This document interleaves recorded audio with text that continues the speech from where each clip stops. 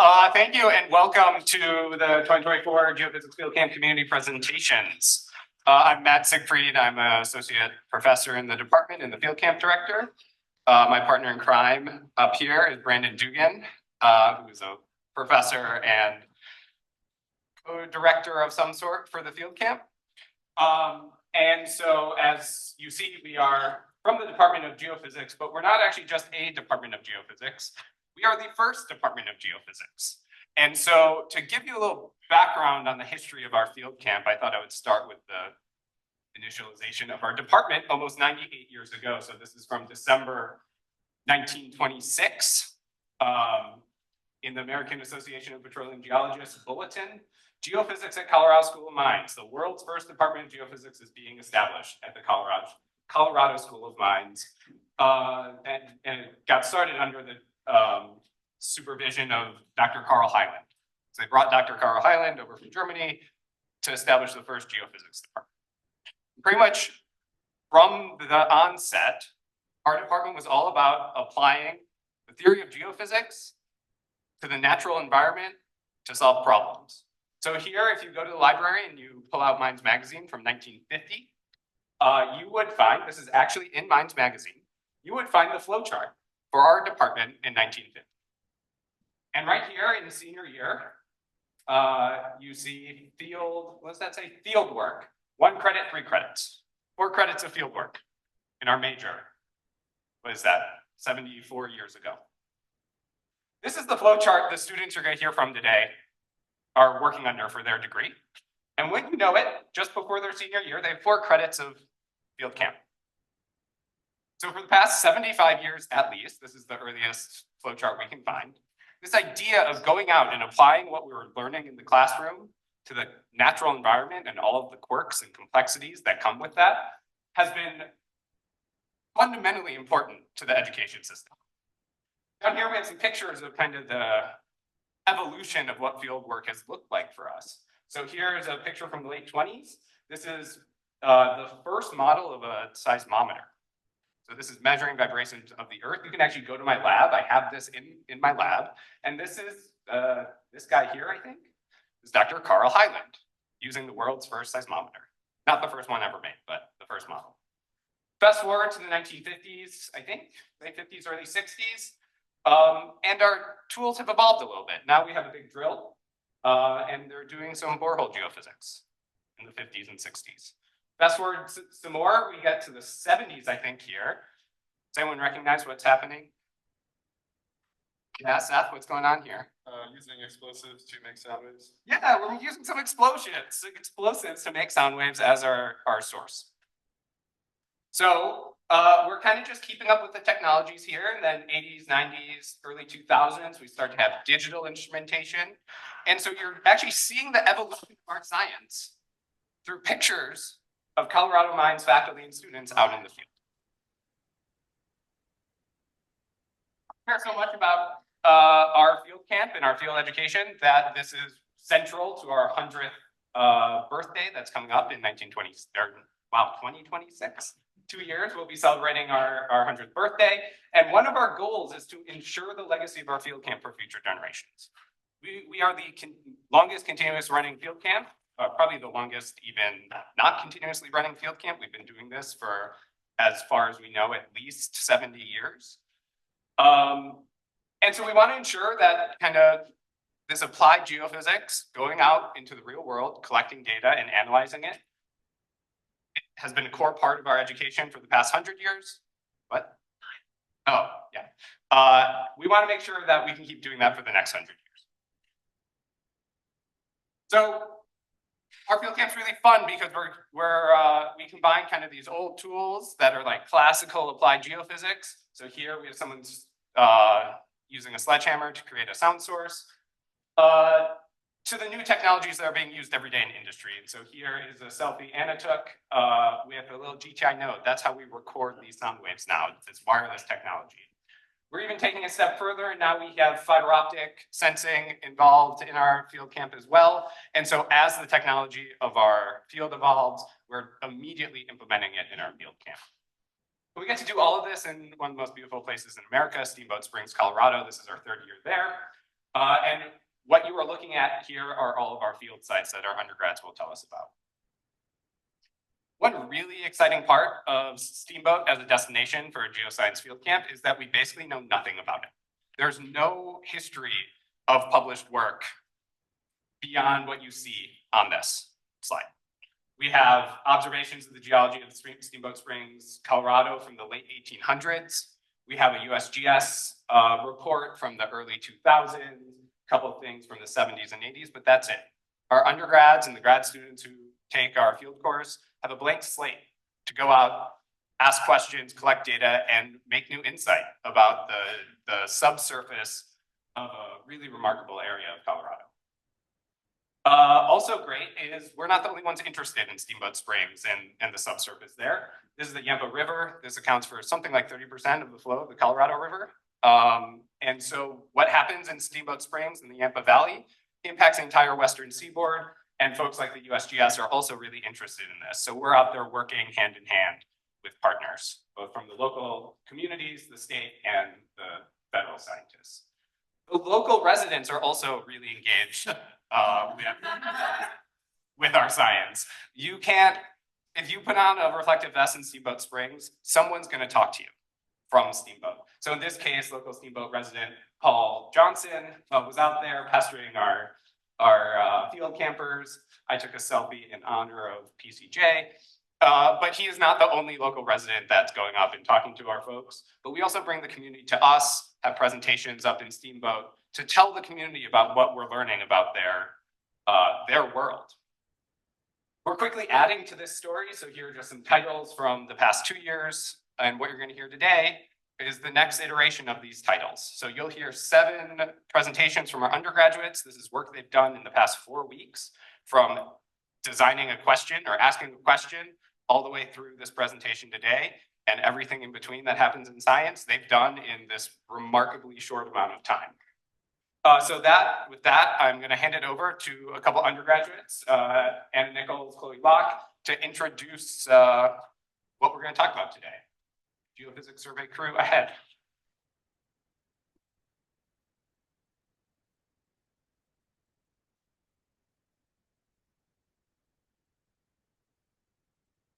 Well, I'm Anna Nichols.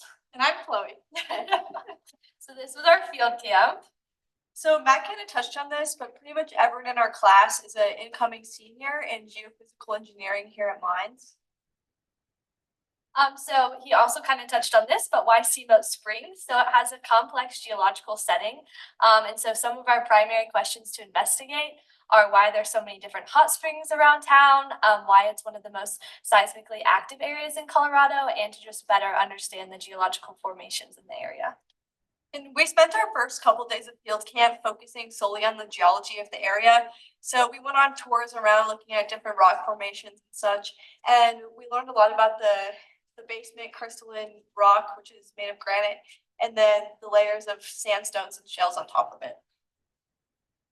So there's 2 primary areas of hot springs. So the ones in town are around 70 degrees, but can vary. And they have, they're chemically diverse. And so you can walk just about like 10 yards apart and they'll be completely different hot springs. So that's what you can see in this first picture. They support a lot of different biology. And then up in the mountains at Strawberry Springs, which is the second picture, they're a lot hotter, around 140 degrees, but that can vary as well. And it's also a lot cleaner water. So this leads us to believe that there's 2 different hydrological systems supporting this, with the one in town being shallow circulation that picks up a lot of sediment on the way up, and the one in the mountains being a deeper circulation where it can get hotter and also cleaner. So the methods we used, as you can see, this is the truck that we brought up, which has a lot of equipment in it, which supported a lot of different surveys. But we did broadband seismic, near surface seismic, reflection seismic, ground penetrating radar, magnetotellurics, gravity, and TIM. And so this wasn't possible without all of these. So we'd like to give a shout out to first the people that donated the equipment, which were GTI, EPIX, and Dawson Geophysics. We'd also like to thank the Colorado Geologic Survey, the United States Geologic Survey, the Denver Museum of Nature and Science, Collier Geophysics, and Murphy Consulting for allowing us to have some of their scientists join our group. And we'd like to thank Colorado Mountain College for allowing us to use their campus, housing us, and feeding our team. As well as the City of Steamboat Springs and the Department of Parks and Recreation for allowing us to perform surveys throughout their town and meeting with us, as well as the Colorado State Land Board and the Colorado Department of Transportation. And we'd like to thank the CSM Foundation, Shell, and the Geophysics Department for helping us fund this experience. As well as Brian Passarella and Larry Iron for keeping us organized throughout the entirety of field session, keeping up on our technology and equipment, and we would not have been able to do any of it without them. And thank you, Melinda Gale and Lynn Lunderbreck, for keeping the department together and running the alumni mixer. And thank you to everyone else who supported us. So now we're going to go over some of the sites of the data that you guys are going to be hearing about today. So firstly, we have Holliston Hill and Sulfur Cave. A lot of surveys were done in this area. You're going to be hearing a lot about the GPR survey today, but we also did near surface seismic, TEM, and gravity surveys here as well. We also worked at West Lincoln Park, which hosts one of the hot springs. And here we did some near surface seismic with different methods and some ground penetrating radar. You'll also be hearing about a TEM project that happened with data taken at the wonderful Wild West Balloon Adventures. And we did a lot of work on County Roads 42 and 44. This was where our reflection seismic lines were. And so we have two projects talking about that. And they also collected some gravity data on these lines. We also were able to deploy broadband seismometers on campus at CMC, and we have a project about that as well.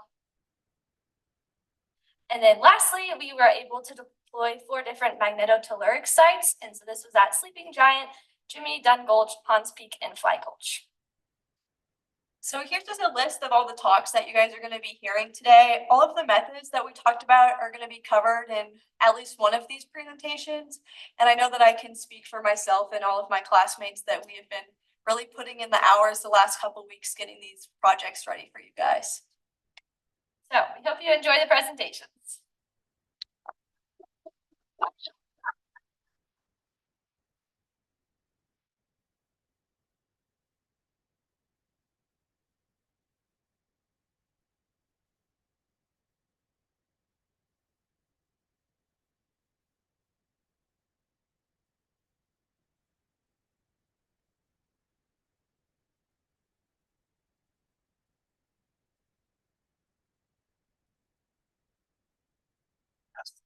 Hello everyone, my name is Luke Mazza. I'm Jalen Perkins. And I'm Duncan Byrne, and today we're going to be talking about using high-resolution ground-penetrating radar to try and image Sulfur Cave in Steamboat Springs.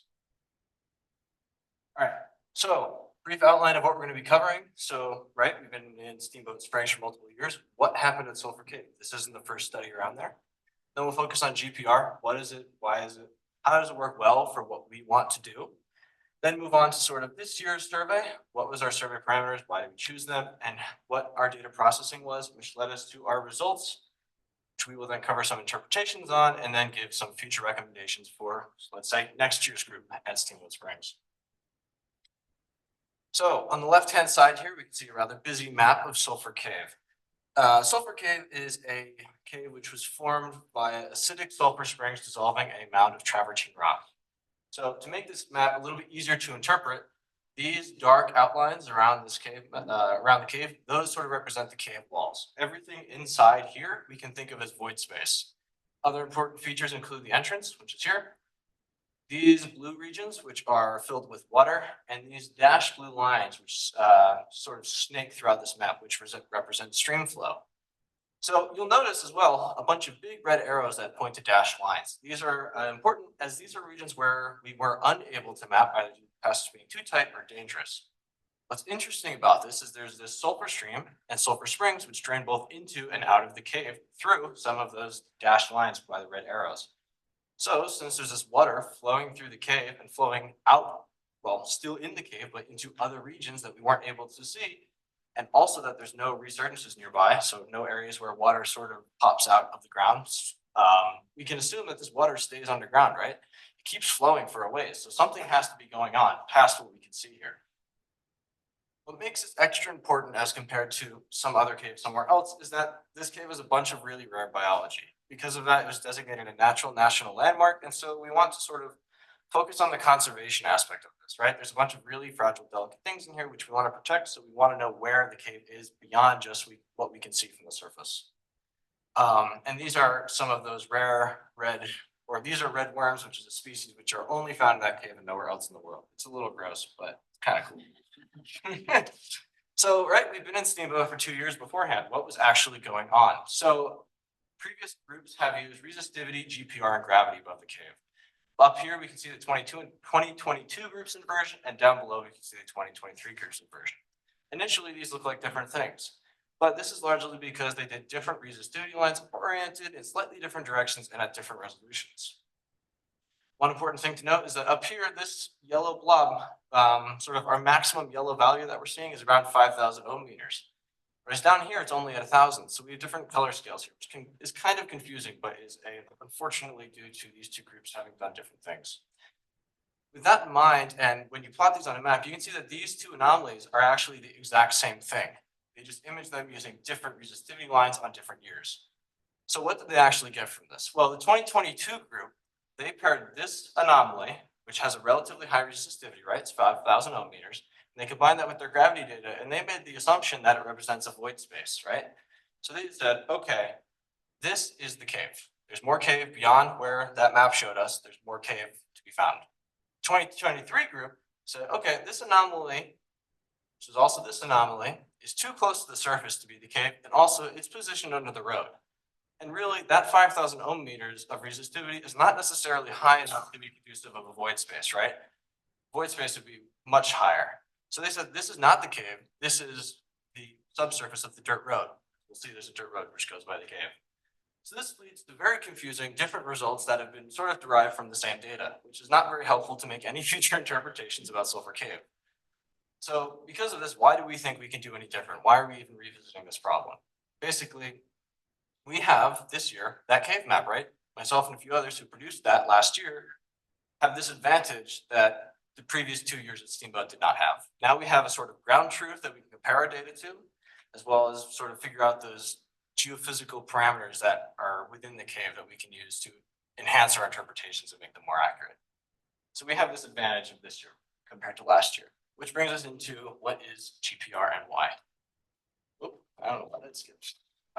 So just walking through some basic theory here with ground penetrating radar. A typical GPR unit will have two components to it, a transmitter and a receiver. The transmitter will emit a pulse of radio waves, usually on the order of megahertz or gigahertz, and that will propagate throughout the subsurface. Whenever these waves reach an interface right here where the subsurface is changing, as displayed in this figure, change in electrical permeativity, it will do two different things.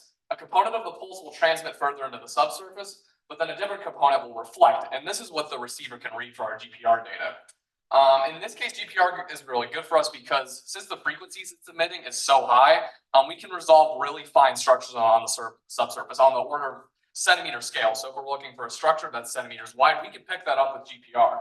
With that high frequency and high resolution, you do get some trade-offs. Since the frequency that's being emitted is so high, it's going to be attenuated very fast in the subsurface, meaning that we're only going to be able to resolve about 10 meters or shallower for our GPR data. You can help mitigate this by lowering the frequency you're emitting. GPR modules come in different arrays where you can use lower or higher frequencies, but you get a trade-off. If you use lower, you get better depth but lower resolution, and vice versa for higher frequencies.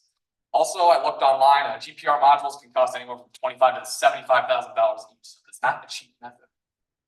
Moving on here for the survey we did in 2024 at Sulfur Cave. Up here is a Google Earth image of, and you can see around this black outline is where the fence surrounding Sulfur Cave is. And this is Duncan's cave map overlain with it on this Google Earth image. This blue grid right here is the GPS coordinates of the GPR lines we did. We did lines going this way, going kind of northeast, and then lines going this way, southeast. This will benefit our data analysis we can see later. This is the GPR module we used. We chose a sled. This is considering the terrain we were in. And these were covered with all bags because it was snowing that day, and you don't want to get these devices wet. Moving on to the software we use for our data processing, we use two different platforms, one being Geolytics and one being QGIS. Geolytics was our main method of processing our GPR data. It's really nice because you're able to partition the data and create 2D slices of reflectivity that we'll see later on. And you're also able to apply a lot of processing filters and techniques. With QGIS, this is kind of our main figure making method. On this previous slide, this was all from QGIS. You're able to take something called a base map, which is a Google Earth image, and overlay things like Duncan's cave map and our GPS grid on it as well. So it's very nice for that. So this is kind of what an unprocessed radargram looks from our GPR data. And the goal is to kind of visualize these high regions of reflectivity right here called the horizon. They're kind of continuous regions where you're getting really high intensity reflected radio waves. And this is kind of indicating what we're searching here for, like a cave ceiling or any change in interface. Moving on right here, we applied a time cut depth conversion. Essentially, it's taking this dead space from the previous slide and shaving it down. And also our y-axis is now in terms of depth. We did this from making an estimation that the subsurface velocity was about 0.7 meters per nanosecond. Moving on, we did something called a gamma correction. You can just see that it just kind of increases the contrast so that we can visualize the horizons better. Moving on, we implemented a low pass frequency filter. This one didn't affect the data too much. Our main objective was just kind of eliminating high frequency noise. Now we have the DWOW filter, which is very helpful because it kind of helps mute a lot of that low frequency noise that we were seeing in the previous slide. And it helps further visualize the horizons. And finally, this is the big one, exponential gain. This is essentially just amplifying our entire data set so those horizons can really start showing themselves. And this is kind of the further data analysis we were doing. This is a 2D slice of reflectivity. So the way we did this, we took a bunch of those horizons going this way and this way from the grid, and we essentially took them together, all measured the horizons at one depth, and we were able to interpolate between them to get kind of this slice of reflectivity. You can kind of see how this gold signature is really well constrained by Duncan's cave map. This is great to see because we're seeing our data set being validated by this existing map. And you also see additional signatures of reflectivity outside of this. If we were to start theorizing, or if these were additional unmapped cave chambers, we would get some nice correlation from the map in the way that these blue lines right here indicating the stream flow out of the cave are intersecting these anomalies. So it's really nice having the map and our GPR data set cooperate with each other in this case. We have one of our fully filtered radargrams. In different contexts of what you're seeing here, each one of these thick black lines is basically a reflection that happens in the subsurface. And so the next step in processing this type of data would be to map out the horizon that we believe correlates with our cave ceiling. So what you want to look for when you're doing that is just a continuous sort of unbroken line. Near the top here, you can see some of the shorter lines. Those don't really correlate with the feature that we would expect to see from a cave ceiling, which is kind of a planar surface. But there's this line right here, which is mostly continuous along the entire grid line, and we believe that one correlates with our the cave ceiling, which is the boundary between the host rock and the void space, which gives a really nice reflection.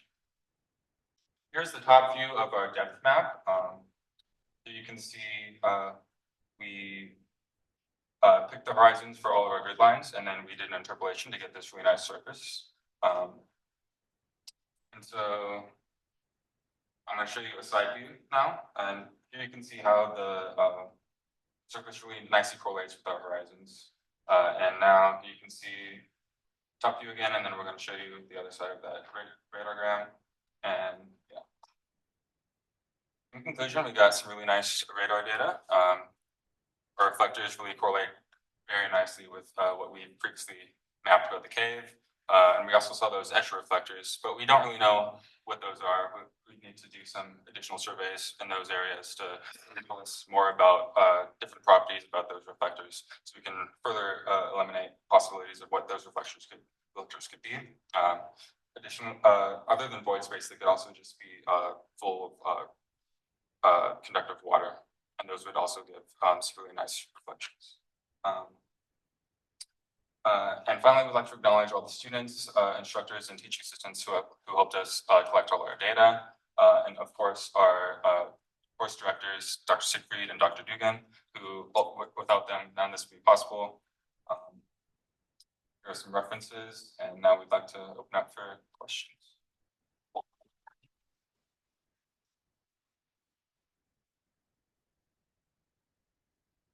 Questions? Presentation, great data. How did you guys come up with the estimate of 0.7 meters per nanosecond?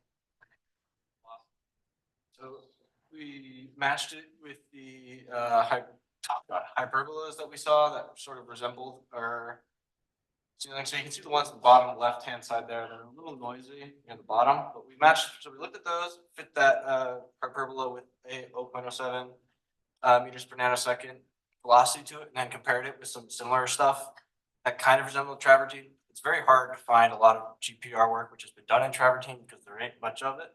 But that's basically how we went about that.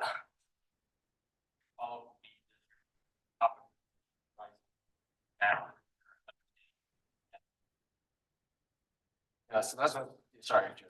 You can see here that it starts at about 3 meters. It's kind of, it's not really labeled well on the color bar, but the green portion right here is about 3 meters, and then it gets down to a max of around 6 meters. And based on what we can see looking at the cave entrance with our eyes, it's about 2 to 3 meters, and you can see on the map that there's a cross section of how the cave ceiling slopes down as you venture in towards deeper into the cave. So we think it matches pretty nicely with what we've observed. The cave map profile has measured ceiling heights from designated locations, so we can sort of figure out our ceiling height to our known location, and then based on our surface elevation, find the thickness. Yes. Mentioned further processing. Data. What do you have in mind? So I feel like an inversion could be cool. Always. Yes, we have a question online from Eric. Why did you set up the grid the way you did when you seemed to know that the cave was only partially covered with the grid? Why not move it to the northwest and try and get it all mapped? Were there topographic challenges or some other issue that you didn't know about? Kind of our goal with this, with orienting the grid, we kind of wanted it like intersecting kind of a known region of the cave, but we also kind of wanted it to dive outside of like kind of the already like known regions of where it is. Through this, we're able to like pick up these additional unmapped signatures, but also if our entire grid shows a reflector, we have nothing to compare it against. It's nice also having these non-reflective blue signatures right here because we kind of can constrain a shape for our reflectivity anomaly, which was kind of what we were searching for. Yeah. All right, I think we'll move on to the next one to stay on time. We'll be available at the end for additional questions, but thank you.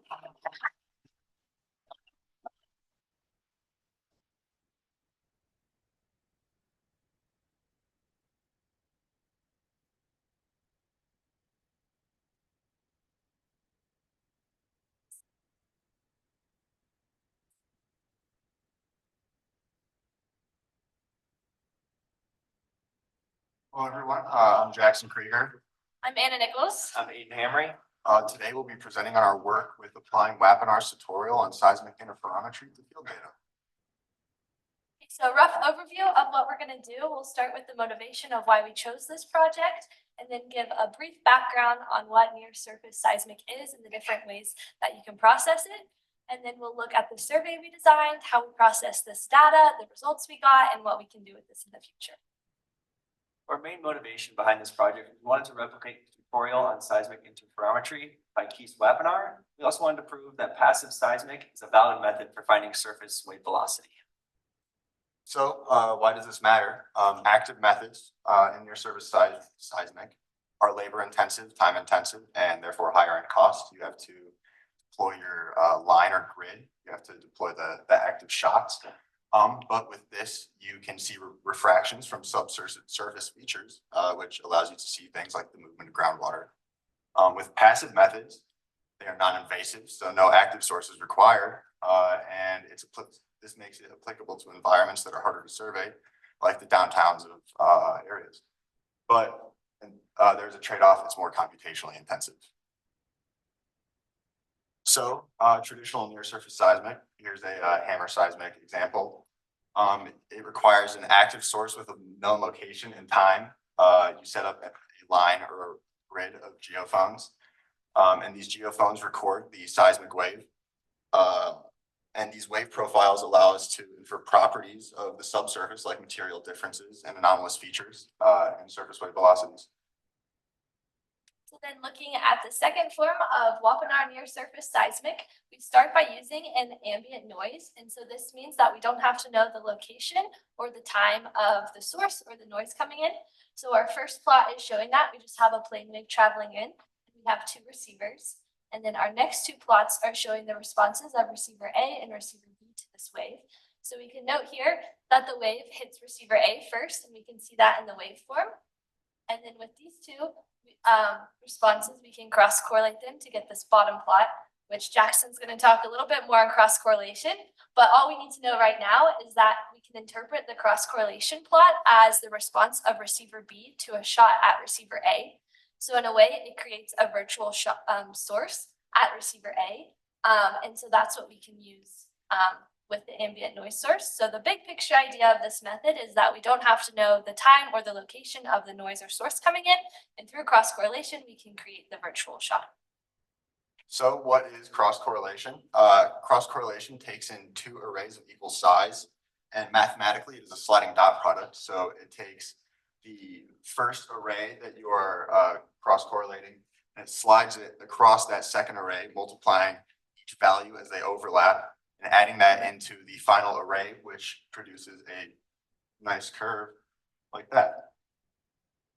So where do we do this? We decided to do our work here at West Lincoln Park, Steamboat Springs. We did about right in the middle there, just to the side of the pond there. And we did this because it's a great place to do active noise, not too many people around, pretty open area, and also a great area for ambient, as we have on the north side, Lincoln Avenue, and on the south side, the Yampa River. And then also people walking around, going about their day. So our survey design was an 8x6 grid of geophones with 1.5 meter spacing. And then for our first experiment, we had 18 randomly distributed shots around the grid. And these were distributed counterclockwise. But it's important to note that we didn't have to know the timing of these shots or the exact location, because we're still doing seismic interferometry with this. And then our geophones were recording for 1 second for each shot at 0.5 millisecond sampling. And so the first data processing we did with this data set was to look at the common receiver gather. And so here we have receiver 0, and we can see how it responds to all 18 shots. So from this, we can tell that the shots must have started close to receiver 0 and ended back, finished the circle close to receiver 0 as well, since there's a big amplitude around there. And then this next one shows receiver 47 as well. So we can see that it's similar format, but we have different amplitudes. And then with these common receiver gathers, we can do a cross correlation to get the next plot. So this cross correlation is across all 18 shots, just for receivers 0 and 47 here and here. And with these traces, you can stack them to mimic noise sources, which gives you this single trace. And with this single trace, we can replicate across all receivers and all shots, which gives us this nice 48 shot plot. And so with this, we have each line, as you can see, line 1 is depicted here, and each move out is representative of all 6 lines. With this, we can focus on only the positive time lag and calculate an estimated velocity using simple rise over run, which gives us an estimated velocity of the first line at 175 meters per second. Changing the virtual source across all lines gives a consistent result of 175 meters per second with a plus or minus 12.5 meters per second. Then this movie is the best visual representation of our 4 weeks of work. And so what we're seeing here is our grid of receivers, the 8x6 grid. And what's plotted in the color bar is the amplitude of the cross-correlation waveform. And so we can see that there's a wave propagating out from our virtual shot at receiver 0 and going across the field. So what's important to note here is that the data we started with is from 18 shots in a full circle around our survey grid. And after our cross-correlation, we can see that we've made a virtual shot at receiver 0 and can see the wave propagating how we would expect it to propagate through a homogeneous subsurface. Moving on to the ambient noise survey, we kept the exact same grid layout and everything, but this time instead of doing hammer shots, we did 30 seconds of just ambient recordings, just listening to what's going on in the environment. We did this for an hour total of active recording with intervals at 0.5 milliseconds. So this first plot we have here is a common receiver gatherer. We have all the files on the left-hand side, all 120, and on the bottom we have the time, 30 seconds. We have all these, and you can see just how the ambient data noise changes throughout time over each file. And next year we did the cross correlation, which Jackson explained earlier. And still we have the 120 files, but now each one this is done between receiver 0 and 47. And we did the cross correlation for each file on those receivers, and now we have the time lag on the bottom. And taking that, we are able to chunk it all up into small 1 second bits, cross correlate those at a time, and we get an average here. We got an So all those basically squished together is that average on the right-hand side. And we take that and we do that for every single receiver. So from 0, 1, 0, 2, 0, 3, and so on up to 47. And we get this plot on the right-hand side, which is all of those, which is 48 of those stacked on top of each other. And looking at the move outs here, you see these bottom two, which are very confident about those move outs. And as we go up, we are not so confident due to the geometry. But given those bottom ones, we were able to calculate estimated velocity of 162 meters per second. So the end result of our data processing so far is the surface wave velocity. So from the active source, we got 175 meters per second, plus or minus 12.5 meters per second, which is under the 10% error. So we're pretty happy with that one. And then ambient noise was 162 meters per second, which is again within 10% of the active source. So very accurate. And then this is what we would expect for the area. These are reasonable answers for unconsolidated topsoil. So future processing will be built off of those noise correlation gathers that we were able to collect with cross correlations. Multi-channel analysis would be performed. This involves a dispersion curve, which plots the velocity of the wave against its frequency. That would be followed by an inversion, and that will give you the shear wave velocity profile. That shear wave velocity, why does it matter? Because it helps us determine soil stiffness, as the different velocities move differently through different densities of subsurface, which different densities can determine load bearing, which denser materials typically bear more weight. On top of that, we can understand the structural integrity of man-made and natural structures beneath the subsurface. And lastly here, we can also locate water tables. So future work, we would love to do a larger grid and have larger receiver spacing just to cover a wider area. We'd also like to do a longer recording for the ambient noise because right now we're only working with 1 hour of data, and even 2 or 3 hours could greatly improve our data quality. And we would also love to do a fiber optic cable or a DAS survey, which is another type of near surface seismic, and we could do the same data processing with that. And this would be super helpful to deploy in downtown Steamboat. So hopefully that's something we can work on next year. So in conclusion, determine that the passive near surface seismic can work, and it is a great option for areas where active sources are not suitable. Questions?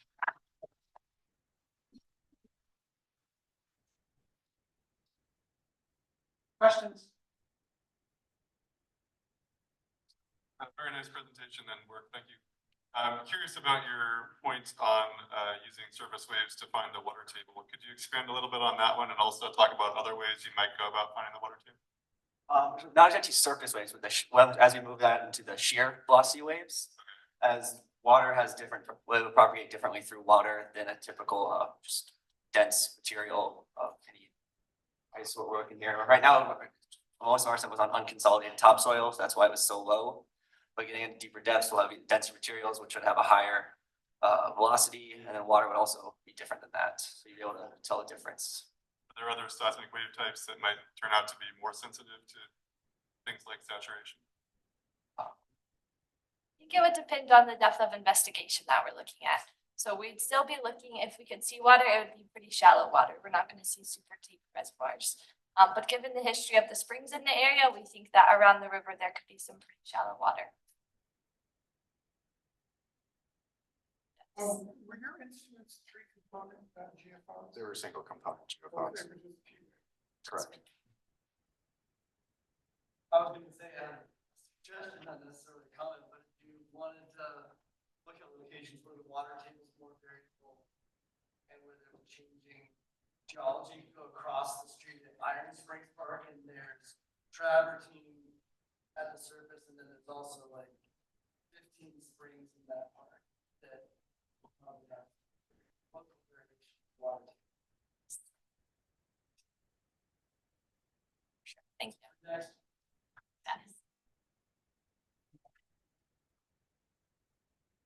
Last questions? Thank you very much.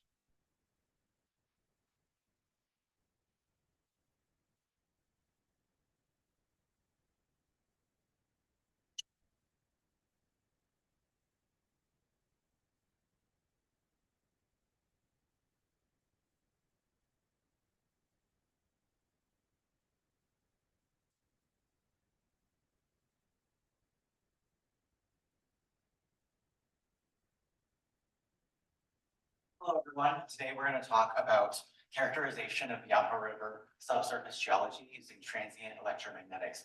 I'm Wilson Satoff. I'm a PhD candidate in the Hydrologic Science and Engineering program here at Mines.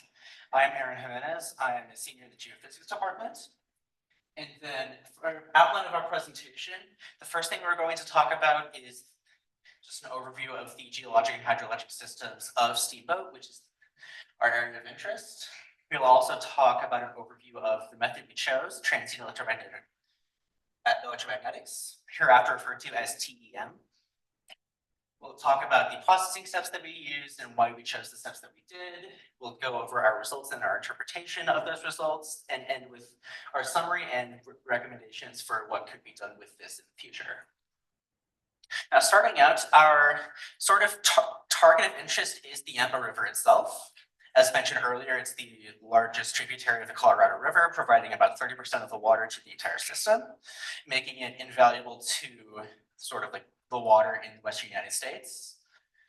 And also closer to home in Steamboats, there the water is used recreationally. We saw a lot of kayakers while we were there. And also it supports the ecology and the town of Steamboat itself. Finally, it also interacts very strongly with the geothermal systems in the area, as there are hot springs all around and even within the river itself. The Steamboat area has very complex geology. That's why it's so interesting to study. So this is a map of Steamboat Springs area, kind of near where all of the icons are is Steamboat Springs downtown. And then we have this large section of kind of thin outcrops here that is the Dakota sandstone and some other layers around it. And then the Yampa River kind of flows through and is along here. And the stars are where we have geothermal features indicating faulting, where we get water that's going down to be superheated. And then the colored icons are every place that we have a TEM survey collected in 2022, 2023, and 2024. In total, we have 38 sites, and they're colored by the surface geology that is at that site. So the way that transient electromagnetics works is we have a data logger here, and then it's connected to two loops. One is a transmitter, the red line here, and then there's a receiver loop that's in the center in this diagram. The transmitter loop runs a current, and as we run the current and shut it off, that change in the current going through induces magnetic fields in the surface and subsurface. And then once those decay and dissipates, that creates another current in the next layer. And this process continues where we get currents running down the ground, and that's what we measure using our transmitter loop by the induced magnetic currents that come from the currents in the subsurface. So this is kind of a time series representation of that. We've got the current in blue turning on, turning off, turning on, turning off. And then in the pink, it kind of shows you when we're receiving those induced magnetic fields. And then the size of the loop that you use really does determine the depth of the investigation you're able to get. And the resistivity of the material that you're imaging also influences the depth that you can achieve. So we used two different instruments. We used the Guideline Geo WalkTem unit in 2022 and 2023, had 19 measurements, and average depth of investigation about 184 meters. In 2024, unfortunately, the WAP-TEM was broken, so we used this other unit, the S-TEM unit from TEM Company that had a 20 by 20 meter array, and we had a smaller depth of investigation, about 124 meters, and we captured 19 survey sites, so in total 38 different surveys that we'll be showing you. All right, for processing, we used proprietary software called RWho's SPIA or SPIA. You can see here we have our raw data loaded in. It measures the decay in the magnetic field over time.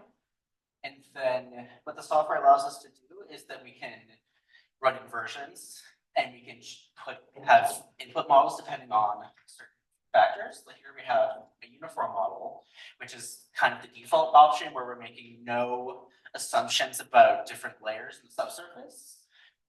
This can be good if you don't have a lot of information about an area, so you don't input any incorrect assumptions into it.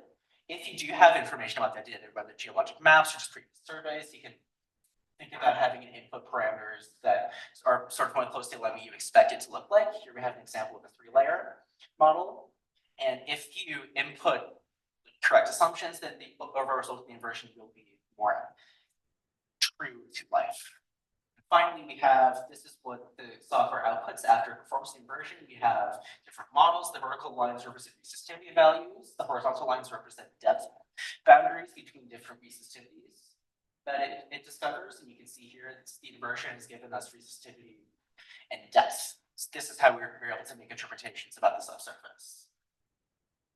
Yeah, so we started with the 2023 report that used surveys from 2022 and 2023.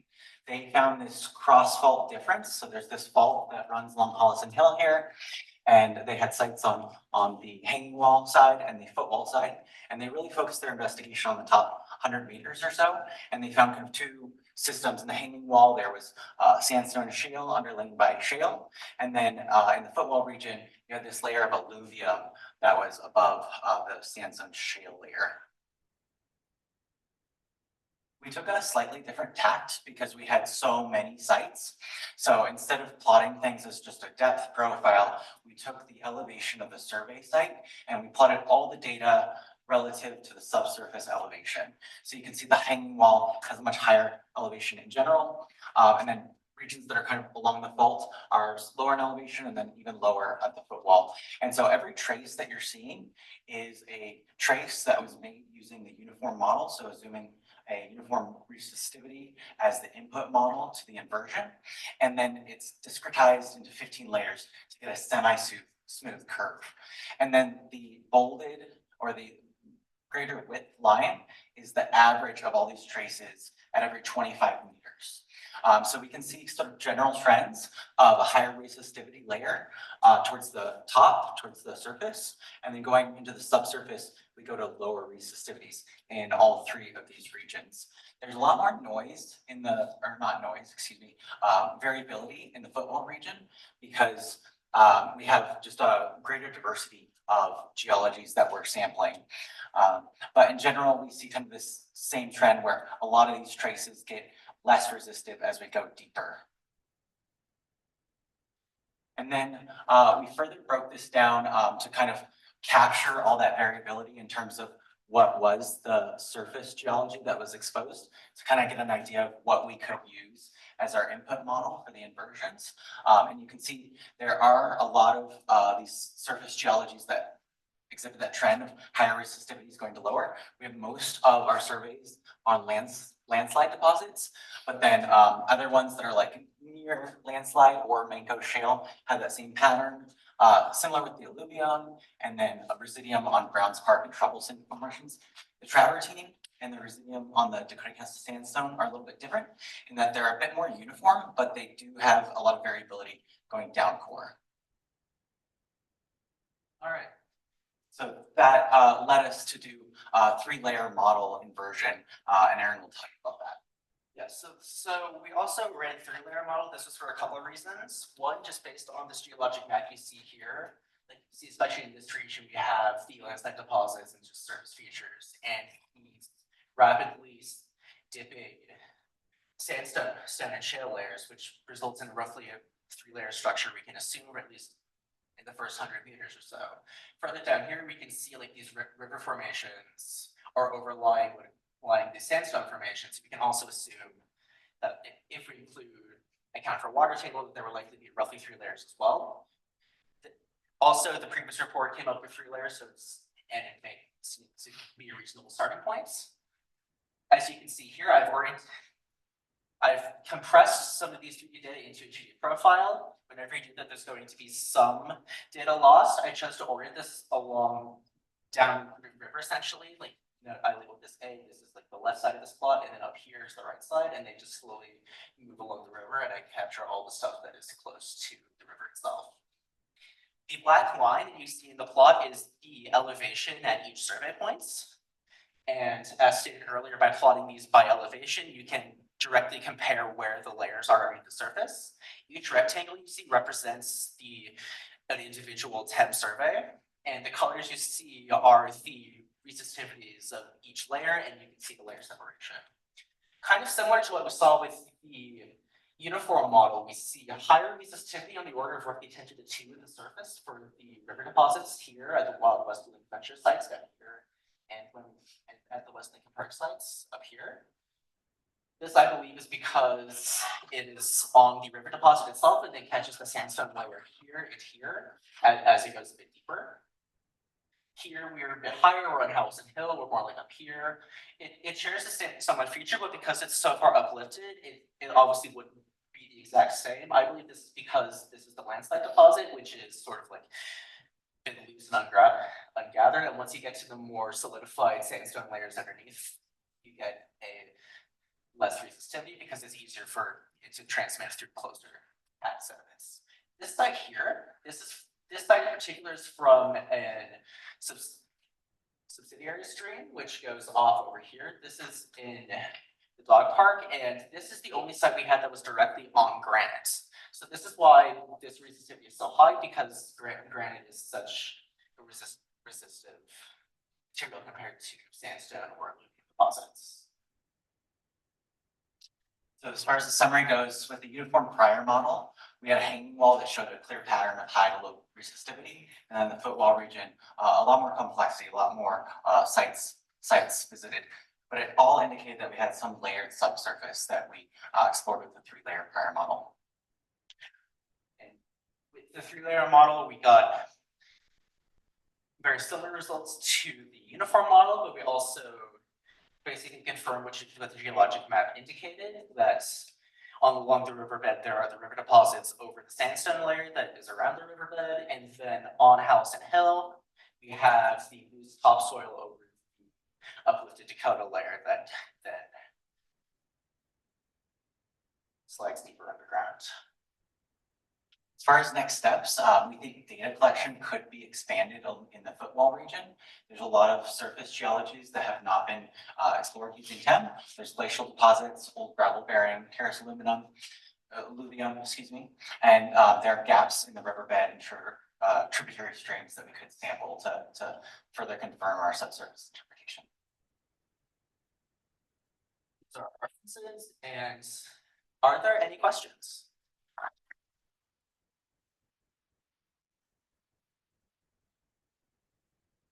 Questions?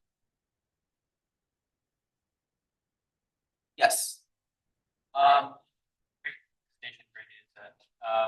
You kind of in your summary indicated that the lower portions of your model are sandstone layers, various ones, very young, kind of like the northern end of your plan.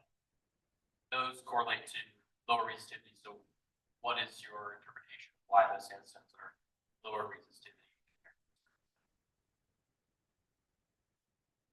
My interpretation is that when it's more compacted, because it's a bit as compared to the topsoil, it would be a bit easier for current to go through. Like the inverse of resistivity is like conductivity, and if it's tighter, it's easier for stuff to pass through, making it more conductive and therefore less resistive.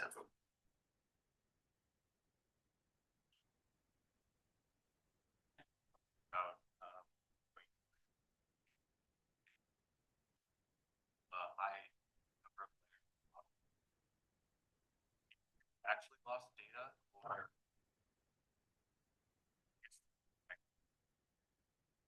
back, would you start with a large number of layers? Here, no, 15 is the reference. So this is a default uniform model that's in the SPIA software. And the idea is it's just giving you a semi-smooth curve so you can look at that variability. The 15 is a very arbitrary number, but it wasn't designed to find 15 layers. It's just the default uniform model. But all the layers are given a uniform resistivity for the inversion. So in retrospect, better starting number. I mean, I think the uniform model is a good place to start because you can kind of see how variable things can be going completely down your trees.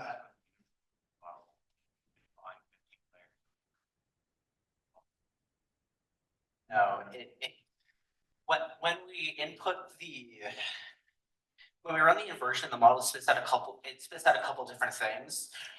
When it's labeled as like a smooth thing, it just like a very highly segmented section where like every meter or so it comes up with a resistivity value.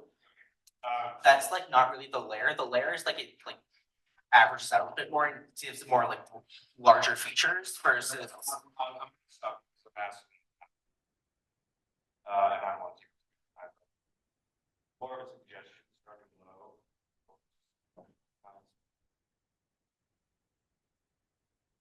I have one.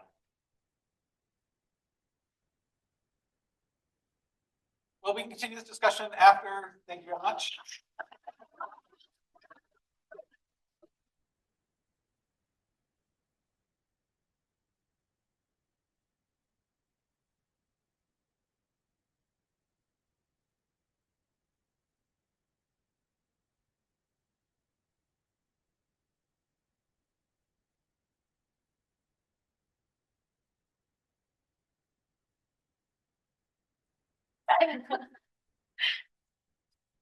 Okay, hi, my name's Grace. I'm Miley. I'm Madeline. My project was the comparison of data quality between linear and cubic Vibroseis sweep methods. So your first question, looking at that might be, what is a sweep? So using these trucks here, this is going to be our source in our seismic survey. And sweeps are generally created through user-defined functions and parameters. These parameters might include things like the frequency range, the sweep time, listening time, and then the tapering of how long you're actually going to be running through this frequency. So this is done mechanically through the use of a hydraulic press, which is kind of underneath this truck here, underneath the wheel. And it presses down on the ground, pushes frequencies into the ground as acoustic waves, and then these are used as what their reflections are to get an image of the subsurface. Another thing to note, which we will get into heavily later, is that linear functions are the most common use of sweeps. They're the most generally accepted in the industry and what is typically used. And this just means that they run through the frequency spectrum, linearly spending the same amount of time at each frequency, usually a range of 60 to 96 hertz. So in a wider scale of what it looks like during an entire seismic survey, this is what you kind of see. The model, our source here would be our truck, and then the receivers are nodes along our survey site. The sweep function is going to be this signal here. It's pumped from our truck into the ground, reflects off something, get it in your receivers, and then you get your image that way.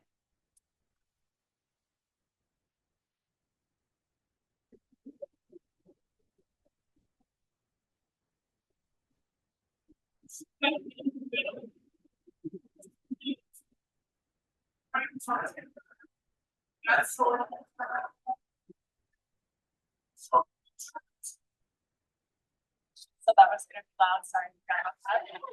But that you can kind of hear it running there. So this is our survey area. It references Steamboat Springs down here. We were northwest of Steamboat Springs on this tiny road route 2. We had 359 nodes actually dispersed along the roads. This would be our receivers.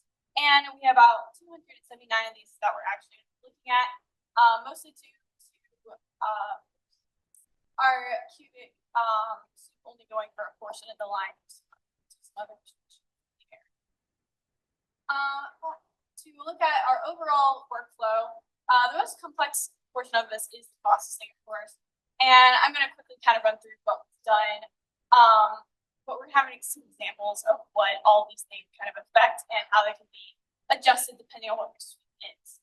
So our most general kind of visualization is the stack. And I should also note that there are two main components of processing: enhancing the signal to noise ratio and overall visualization imaging. The orange boxes here that are outlines are mostly going to be attributed to our signal, reducing our noise, and the ones that are blank are mostly visualization imaging. This stack here is a fun one that applies to both of them, so that's why it's a dotted line. So the root stack is our overall basic thing. We have all these kind of things that go into it. Our second most considerate visualization is going to be the residual static stack that is down here. It's going to take all of these and it's going to take some further analysis. We had a couple different iterations of velocity analysis, and it's going to help improve some of these things. Like, for example, the normal move out is going to use better parameters to give us a better image in the end. Okay, so we decided to develop a cubic survey as well because we looked at previous field camps data, and we noticed that there was a range of frequencies of 30 to 40 where that was the most relevant signal. So the cubic sweep was designed to kind of run through the earlier frequencies and then spend most of its time at the relevant and then run through the later or higher frequencies as well. And then it's important to note that our survey was actually not a true cubic. That's just because of the limitations on the Vibroseis track. So it's actually more of like a piecewise function with the lower frequency and higher frequencies have steeper slopes. And Miley's going to talk about how that affects our reflection data. Yeah, so Jackson did a great job at kind of talking about how we get cross correlation. And that results in our seismogram data. So I'll go a little bit more into that in terms of what that looks like when you change your source signal. So essentially, you get your seismogram when you cross-correlate between the sweep and the sum of Earth's responses. And for the purpose of just kind of going through the theory, I'll just look at one reflection response. But essentially what we're looking at on that right graph is a cubic and a linear sweep and their reflection responses, which are going to be in the same shape as the sweep itself. So as you can see, the cubic sweep, it goes through those lower frequencies pretty quickly and stays at that 30 hertz range, which is outlined in that black box for quite a while on the time scale. So these y-axes are for 1, 2, and 3 plots are going to be in time, and that fourth one is actually going to be, no, sorry, that's the next slide. I apologize. And this box is of the linear sweep, and that's going to be where the 30 hertz is frequent. So obviously a lot smaller of a time spent at that frequency itself. So for kind of context of the next figures that are going to be coming up, that's where we have the y-axis of time scale, and then this one is actually going to be of a time shift. So what we're looking at is sweep, the reflection response, the overlay of plots 1 and 2, and then 4 with a red dot that kind of tells you what the cross correlation is at this point in time shifts. So to kind of look at the linear correlation first, this is at a time shift of 1, and for this kind of theoretical response, we're looking at a response that comes back at 1 second. So at this time shift, they're actually going to be laid directly one on top of each other. So this is where we're going to have our maximum positive correlation, which is shown in that red dot right there. Whereas at a time shift of 0.92 seconds, we actually get our maximum negative correlation at this point, as you can kind of see in this section that the signals are oscillating opposite of one another. Whereas this section is at a time shift of 0.5, and here we don't really see any correlation of either opposing oscillations or oscillations in unison. So at that point, we have a very low cross correlation between the two. And that's how we kind of put together that entire cross correlation plot. And now we're going to look at the cubic example. And you can see that this is again at a time shift of 1, and the signals are directly laid on top of one another. So we're going to get our maximum positive correlation at this point.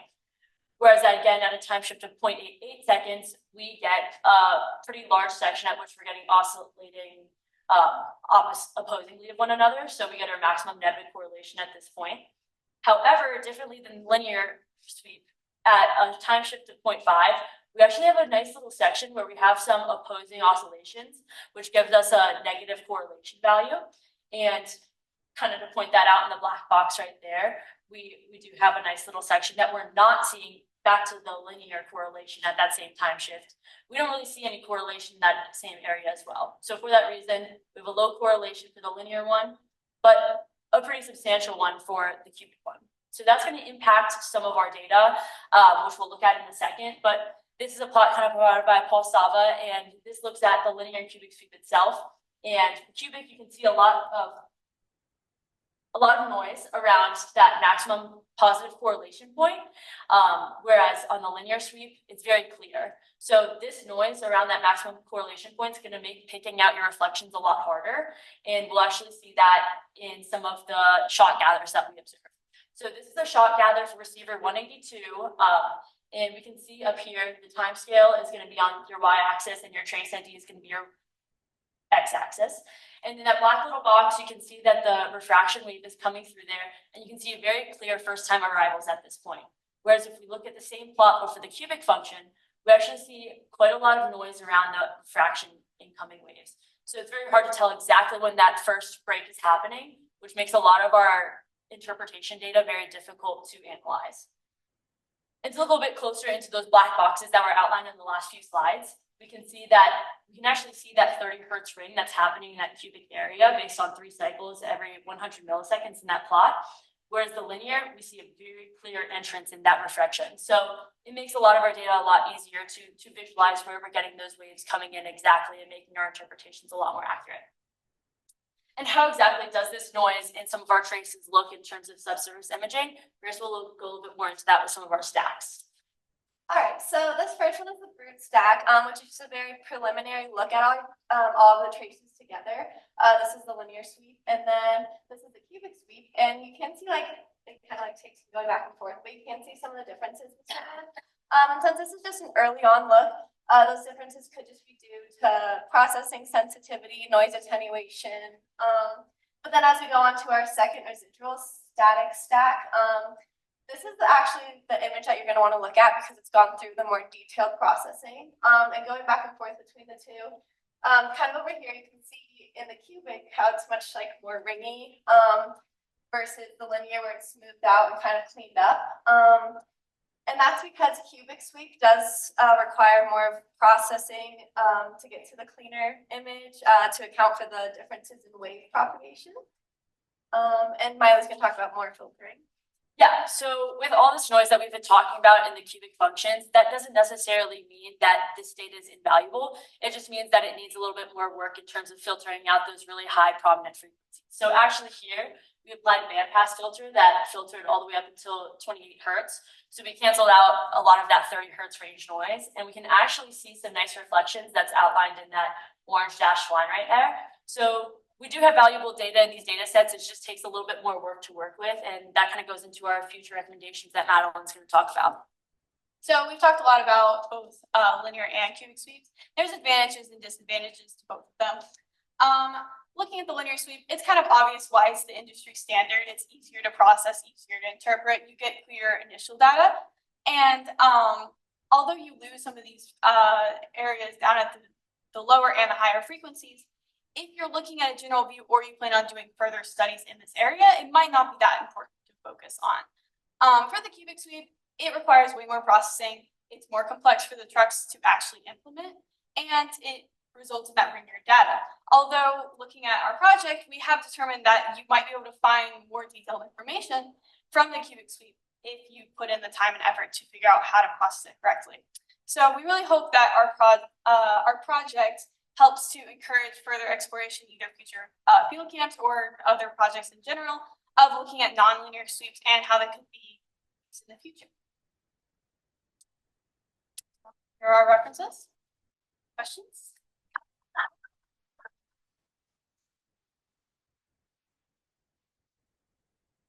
Questions? Yes. You mentioned that you had to do a couple iterations of velocity model building. If you had to make recommendations to future teams about either collecting other data or just changing the way that you build that velocity model, what would you recommend?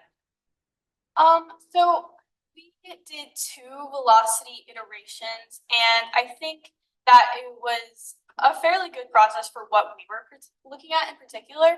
If you're looking at more interpretation, you might want to continue refining that, but I think that leaving it at 2 is pretty good. And something that I didn't say out loud, but the initial brute stack was using some data from previous years. So now that we've done this again, you might want to look at our data if you're a future field camp to try and identify like what is the best for what you're trying to achieve in your project. Yes.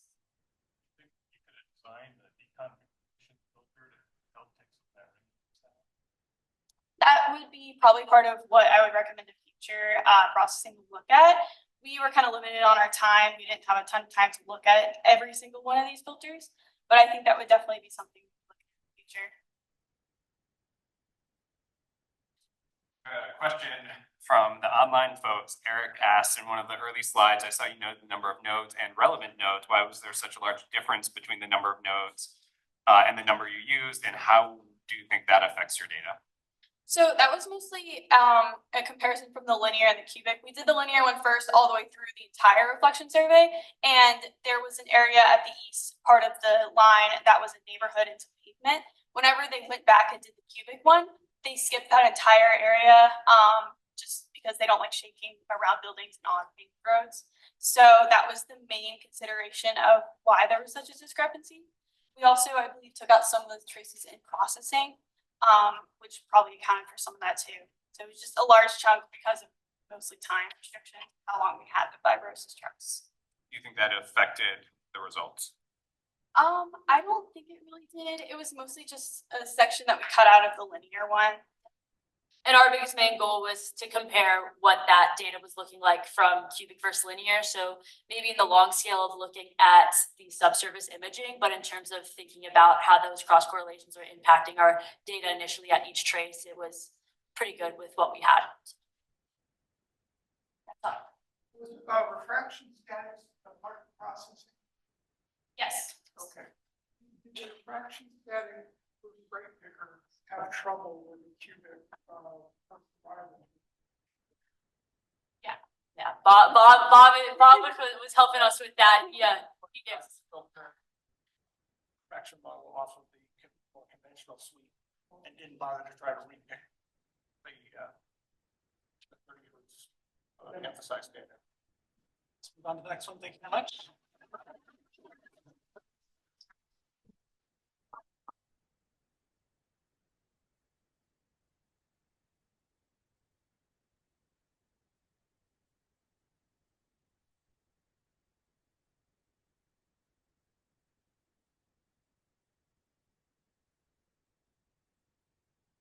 Hello, my name is Mia Youngman, And I am Kieran Yanaway. and our field session project is characterizing subsurface geology of the western Yampa River Valley using seismic reflection methods.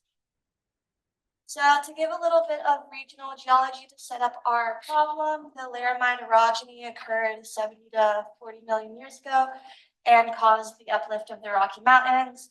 In this diagram, you can see it happened when the Farallon plate subducted under the North American plate at a shallow angle, resulting in compressional forces being translated far inland, which then uplifted the Rocky Mountains.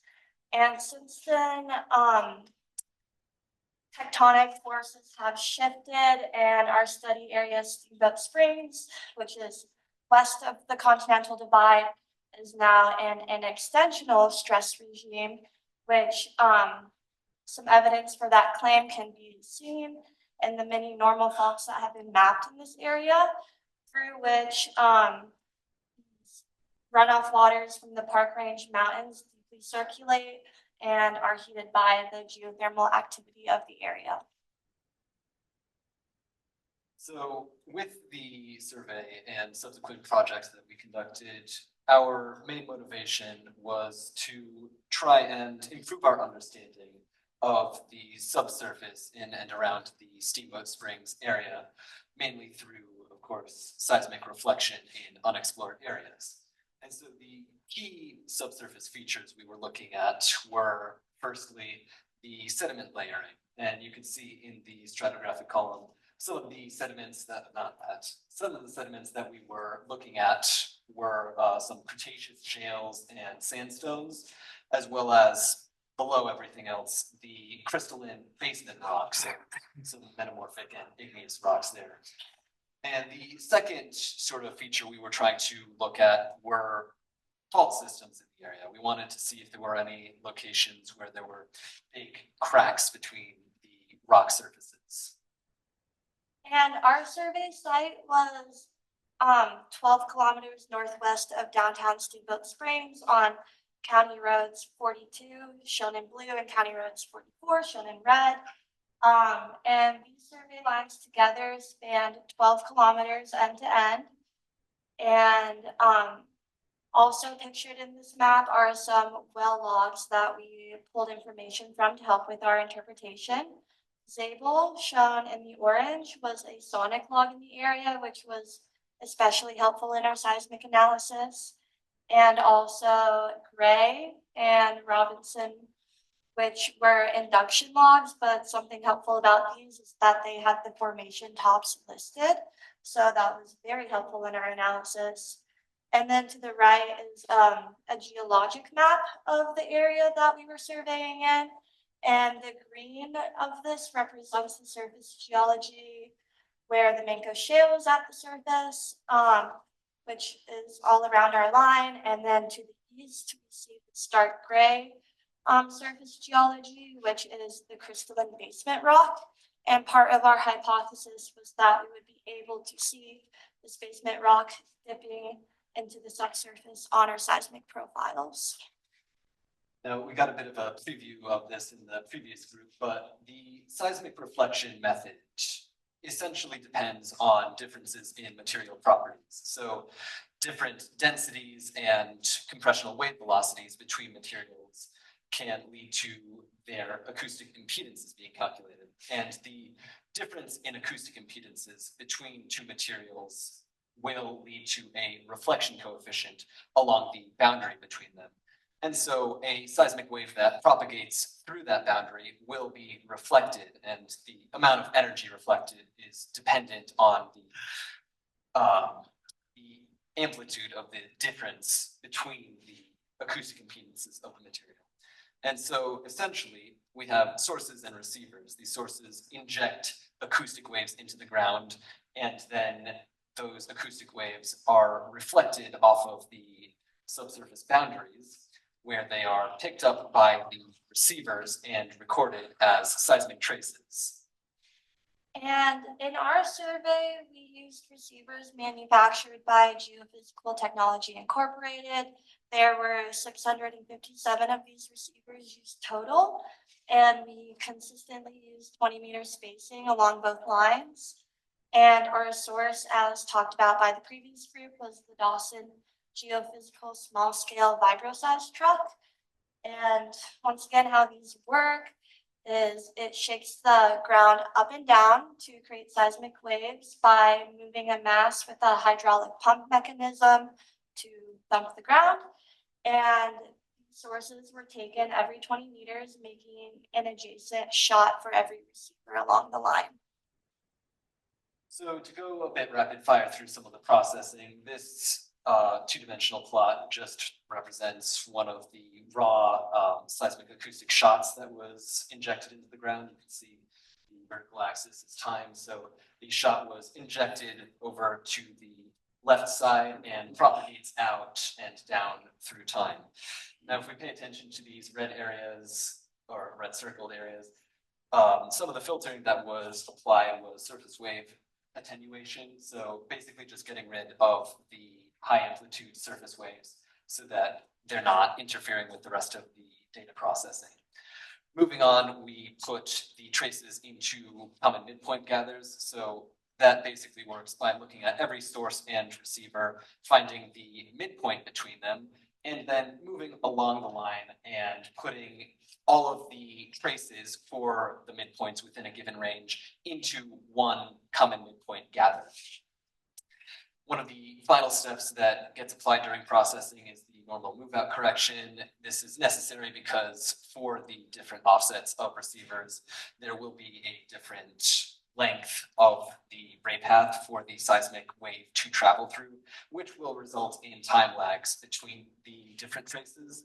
And so the normal move out correction basically just shifts those so that the reflected signal is aligned across the traces, and they can then be summed into single stacks of traces, which amplifies the amount of signal in the trace relative to the noise.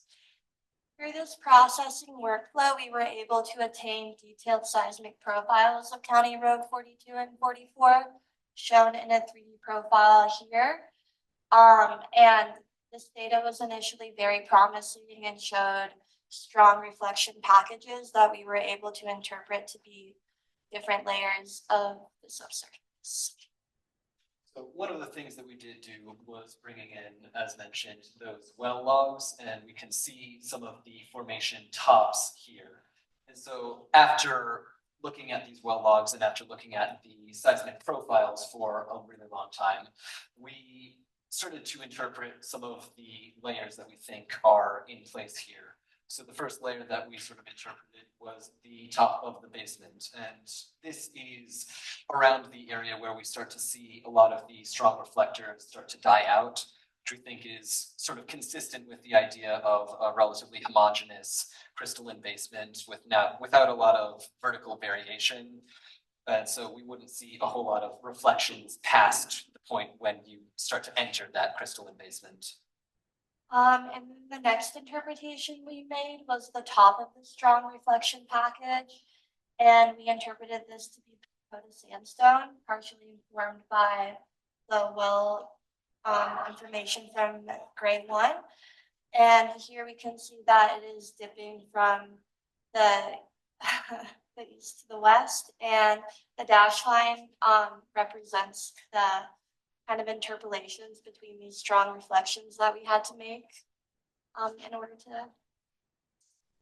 Yeah, and so if you remember from the beginning of the presentation, we were looking not only at the stratigraphy, but also trying to see faults. And we think we might have found one of what is called a listric fault. That's basically this sort of curved glide plane where you have the overlying blocks sort of roll over into a sort of anticline shape. And we can see over on the left side of both of these seismic profiles what look to be somewhat curved layers, which we believe are the Carlisle. And so we think that is consistent with that rollover anticline concept. And we placed a glide plane in between that Dakota top and that Carlisle dipping into it. And that's just dipping from east to west again. And here is a 3D view of the faults that we drew on 44 and 42, just to give intuition of what the structure would look like. So yes, this is an interpolated image of the faults that we drew in between them. So with this project wrapping up, looking back, we had a lot of limitations that we were facing. The biggest one was, of course, time. We really did not have enough time to refine the processing workflow and do all of the things like velocity analysis and elevation corrections more rigorously.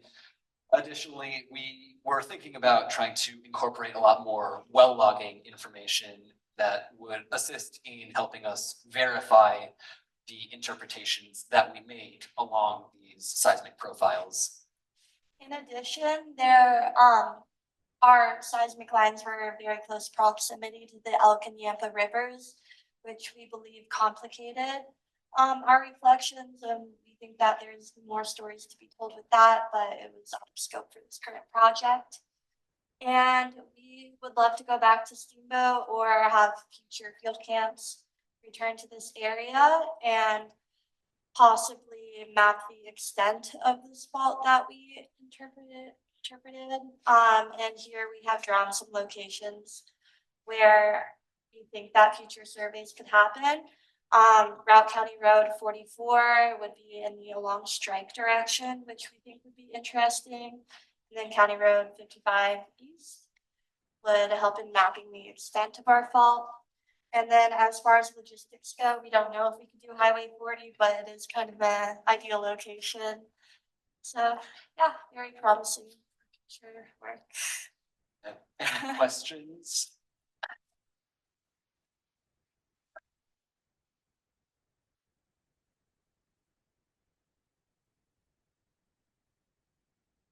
Really nice result and nice presentation. Thank you.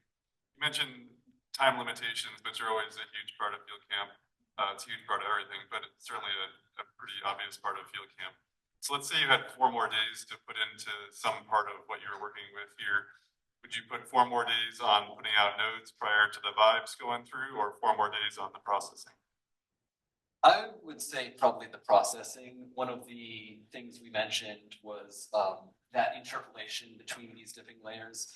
We think that given, again, more rigorous velocity analysis, we could probably potentially resolve some of the reflectors that we think are in those areas. And that would just sort of help solidify the interpretations that we made here.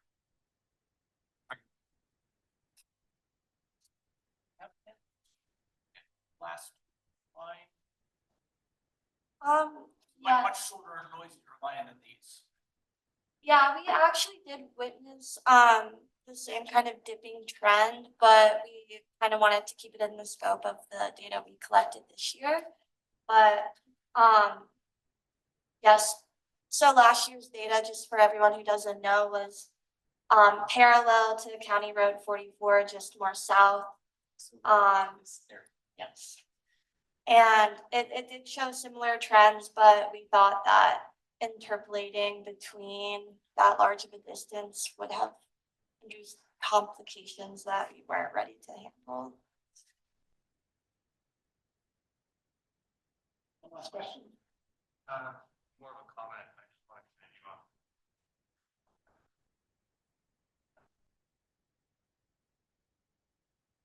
Sorry, I'm just saying good job on including this. Thank you. Thank you. Thank you very much.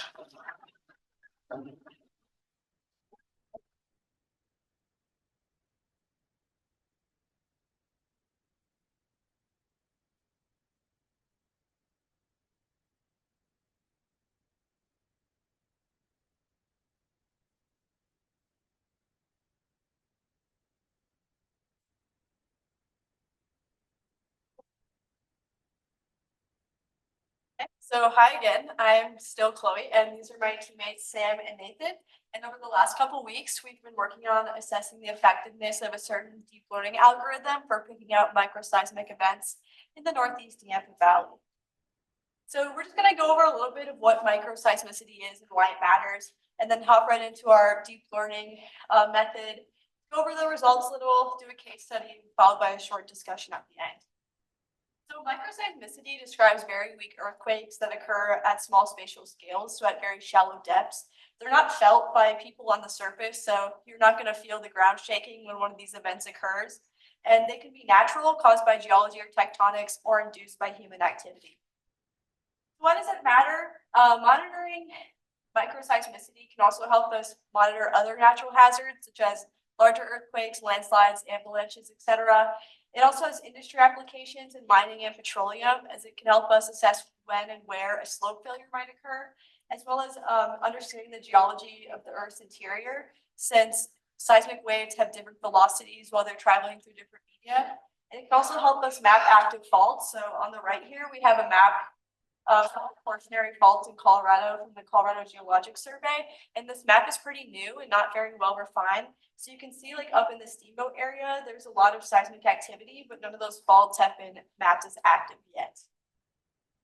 And then just a little overview of our location. So down here, this is the Colorado Mountain College campus, where Field Camp has been deploying their broadband seismometers over the last couple of years.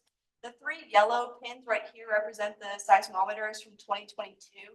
And then this orange pin is the relative location of the seismometers from 2023. Those ones were placed really close together, and we didn't have exact coordinates for those, so that's more of an approximation.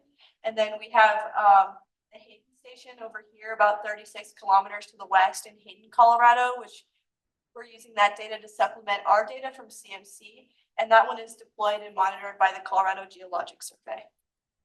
Deep learning models are often used in seismic wave.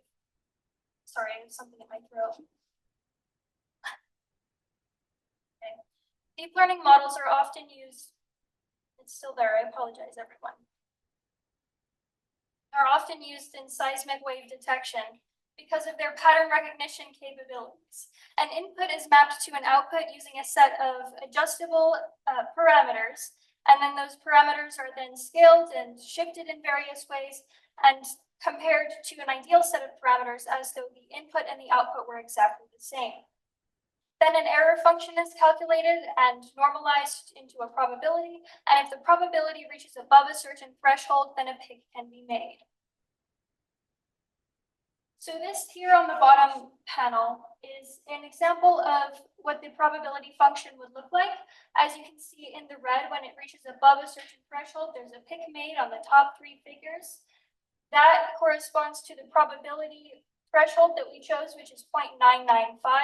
It's quite high because we wanted our model to be quite confident in the picks it was giving us. The standard value for that would be 0.95. We also chose a frequency band between 30 and 3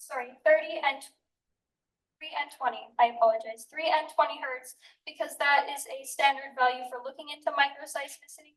Any lower than that, you'll be getting the far away bigger events, and higher than that introduces a lot of noise. So here's an example of what we consider a good and a less good pick. The good pick is on the left, and you can see 2 distinct jumps in amplitude, which correspond to the P and S wave arrivals highlighted now. Also, after the S wave arrival, you'll notice a gradual decline, which we call the coda.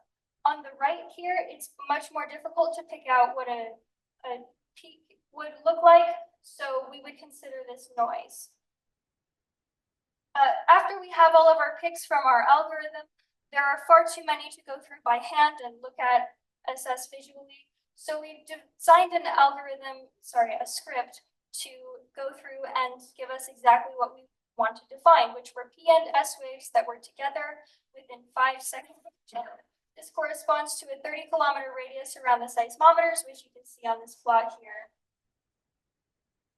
After we did that, we decided to go through and look at some of those picks and see if we could determine whether or not they were a noise or an actual signal. So we did that by looking at not only the picks from the algorithm, but also just by scrolling through the waveforms and picking out areas that we thought were interesting. And the image on the right there is one of the picks that we did end up making using this method. Now we're going to look at some of the results from our model. As we can see here with the generalized phase detection algorithm, we picked out quite a few events. In 2023 alone, we have over 2,500 detections. Most of those we determined to be false detections. So in an effort to narrow that down a little bit, we applied the clustering algorithm that Sam was talking about earlier, which did very well. It just left a handful of picks we can see there in 2023 Hayden and Colorado Mountain College stations. But after looking into some of those, we weren't super confident that they were actual earthquakes, so we decided to go back to the DPD picks and hand filter them, which resulted in just a few events that we were fairly confident in. Here's one of those that we thought caught our interest particularly. This one occurred on May 19th, 2022, and this is the seismogram at the Colorado Mountain College station. We can see we have a really strong P wave arrival, marked in red there, and then just a couple seconds later, there's prominent S wave arrival, and it's followed by a long S coda. All this is characteristic of an earthquake, and we know that it has to be a local earthquake based on the small time gap between P and S. So this is exactly what we're looking for. So one thing we found interesting on this seismogram was this event right here. It happens a little bit earlier. It does not resemble the same trend that we see in the earthquake event to the right. So we were wondering, maybe that could be something else. Not necessarily an earthquake, some other strong signal. But we wanted to look into this further to kind of see what it would look like at other stations. So we pulled up the same time window at Hayden Station, which is about 36 kilometers west. And we see that this waveform looks quite a bit different than the one we just looked at. We once again have a very prominent P wave arrival, but the S wave arrival is much less prominent, if present at all.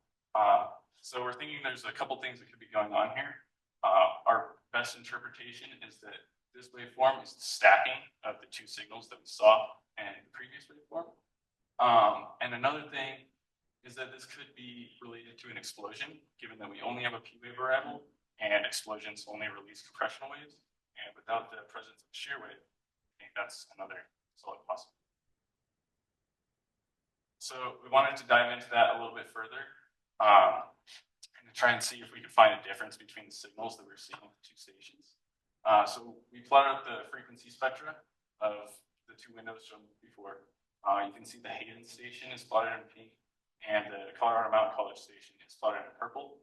And for the most part, the frequency spectra are very similar to one another. They have the same signature in that frequency range from 3 to 20 hertz that we're really concerned with.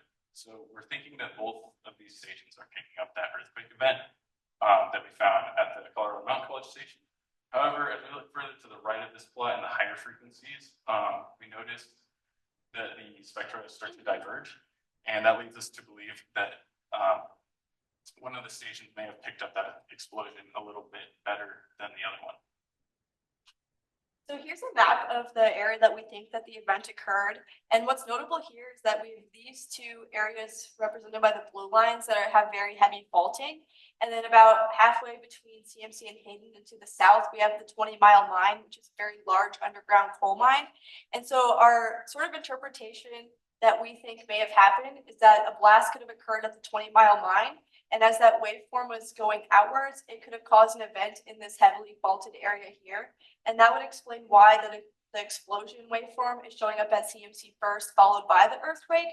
And also, since that wave from the 20-mile mine would have some time to travel before the second event, that could also explain why those waves interfered and showed up at Hayden at the same time.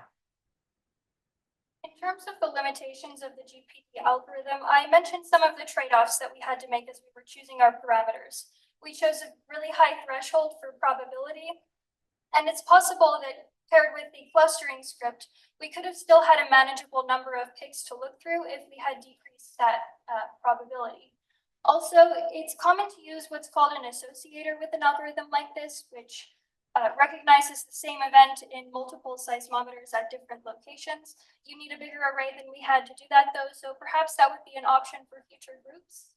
And also, the model that we're using was trained in Southern California, which has some differences in geology and fault structures, which may have a part to play here.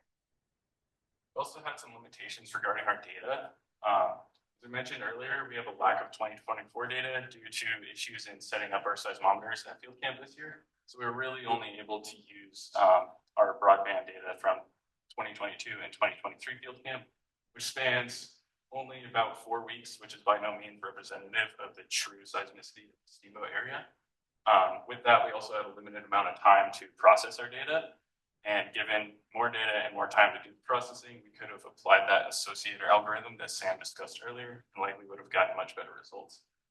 We also have fairly limited seismology experience in our group, and we would like to consult with more seismology experts to kind of narrow down on those picks that we made to see if they're actual earthquakes. And furthermore, if we were going to keep working on this, we would want to explore some more picks from the algorithm, not using the clustering method that Sam talked about earlier. Just because the case study that we just did, the algorithm only picked up the P wave arrival and not the S wave. We'd also want to try and associate more of our picks with mining blasts because we didn't realize until the very end of our project that that was something that we probably should be considering in this area. We'd also like to experiment with different parameters in our algorithm, such as playing with that probability parameter, as well as the window of frequencies that we're looking at. And we'd also like to look at longer periods of data, because as Nathan said, in this project, we were only able to look at about 4 weeks worth of data.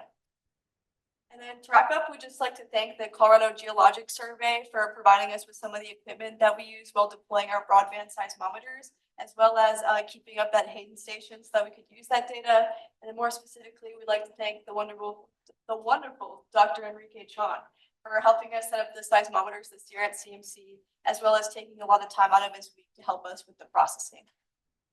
Questions?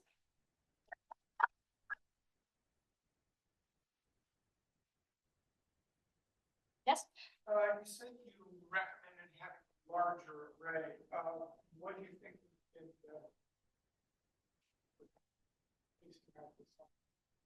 could have used the associator? So that kind of, it filters out noise that might look like an earthquake, but only be at one seismometer. So we would be able to remove those picks in processing. Another thing that I think could help is, so at field camp, the last 3 years, we've had we've had 3 seismometers each year, but they've all been really close to each other. So maybe if we are able to get those spread out a lot more, maybe at different parts of town, we could be able to better see these signals come in at different times and be able to locate epicenters and such from that.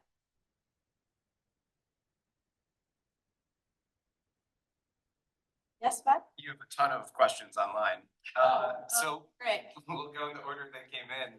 Gabe Walton wants to know if you evaluated or observed variations in the deep learning algorithm performance depending on event magnitude. Haven't looked into that, actually. We didn't do a magnitude study, but perhaps that's an avenue for future work. Also, hi, Gabe. Another question about the neural network while we're here. Just to confirm, you used a pre-trained neural network as opposed to training your own. In the end, did you find the network to be more accurate or faster than hand-picking? That was from Brett Bernstein. So running the algorithm was definitely a lot faster because going through the waveforms, like even just looking through the 4 weeks of data that we had, it takes a long time to scroll through those individual waveforms. However, I think from scrolling through those individual waveforms, we were able to take out more of those what would be bad picks, where it was picking up just noise. So it has that perk, but I think the algorithm definitely saved us a lot of time.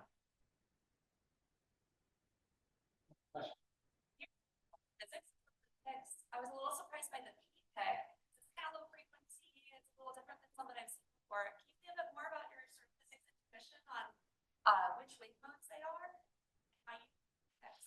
In this one? Yeah, so a lot of this, It started low frequency. This one? I think it was later. It's the Hayden one. Oh, It's the Hayden the- one. So that's just sort of a guess. Yeah, so that's what we were saying, where we're not really sure if there's even an S wave showing up at all.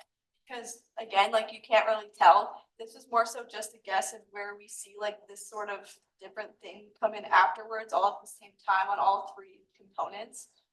Again, we're not totally sure. We're not trained seismologists. It's just our interpretation. Yes, Enrique? so one intuition that we do have is that for energy happening on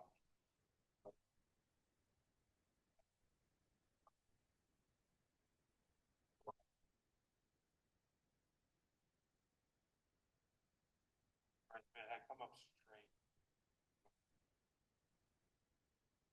of one observation. For time we almost having a hard time parsing it out, but also having a hard time finding it. Yeah, sure. Like an arc. It's a weird one for sure. Thank you very much.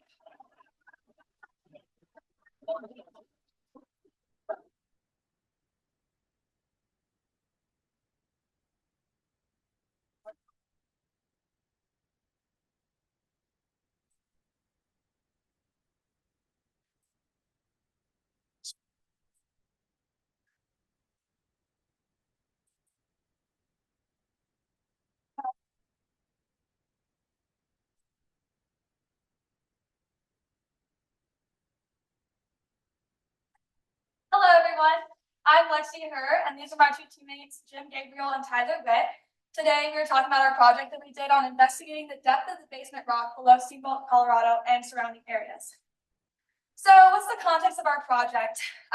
There's very little known about the subsurface geology of Steamboat Springs past 3 kilometers of depth. In past years, they've done mostly near surface surveys, so we only have a little bit of deeper geology information.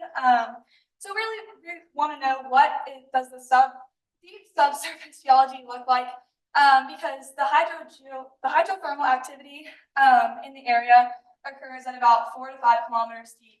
That's really what we're interested in.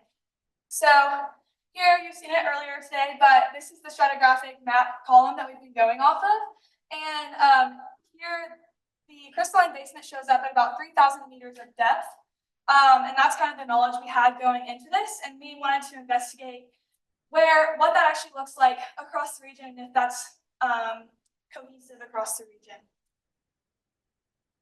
To do deep surface geology, we use a method called magnetotellurics. This method investigates deeper than any other field survey that we use at our field camp, and that's because low frequencies travel deeper.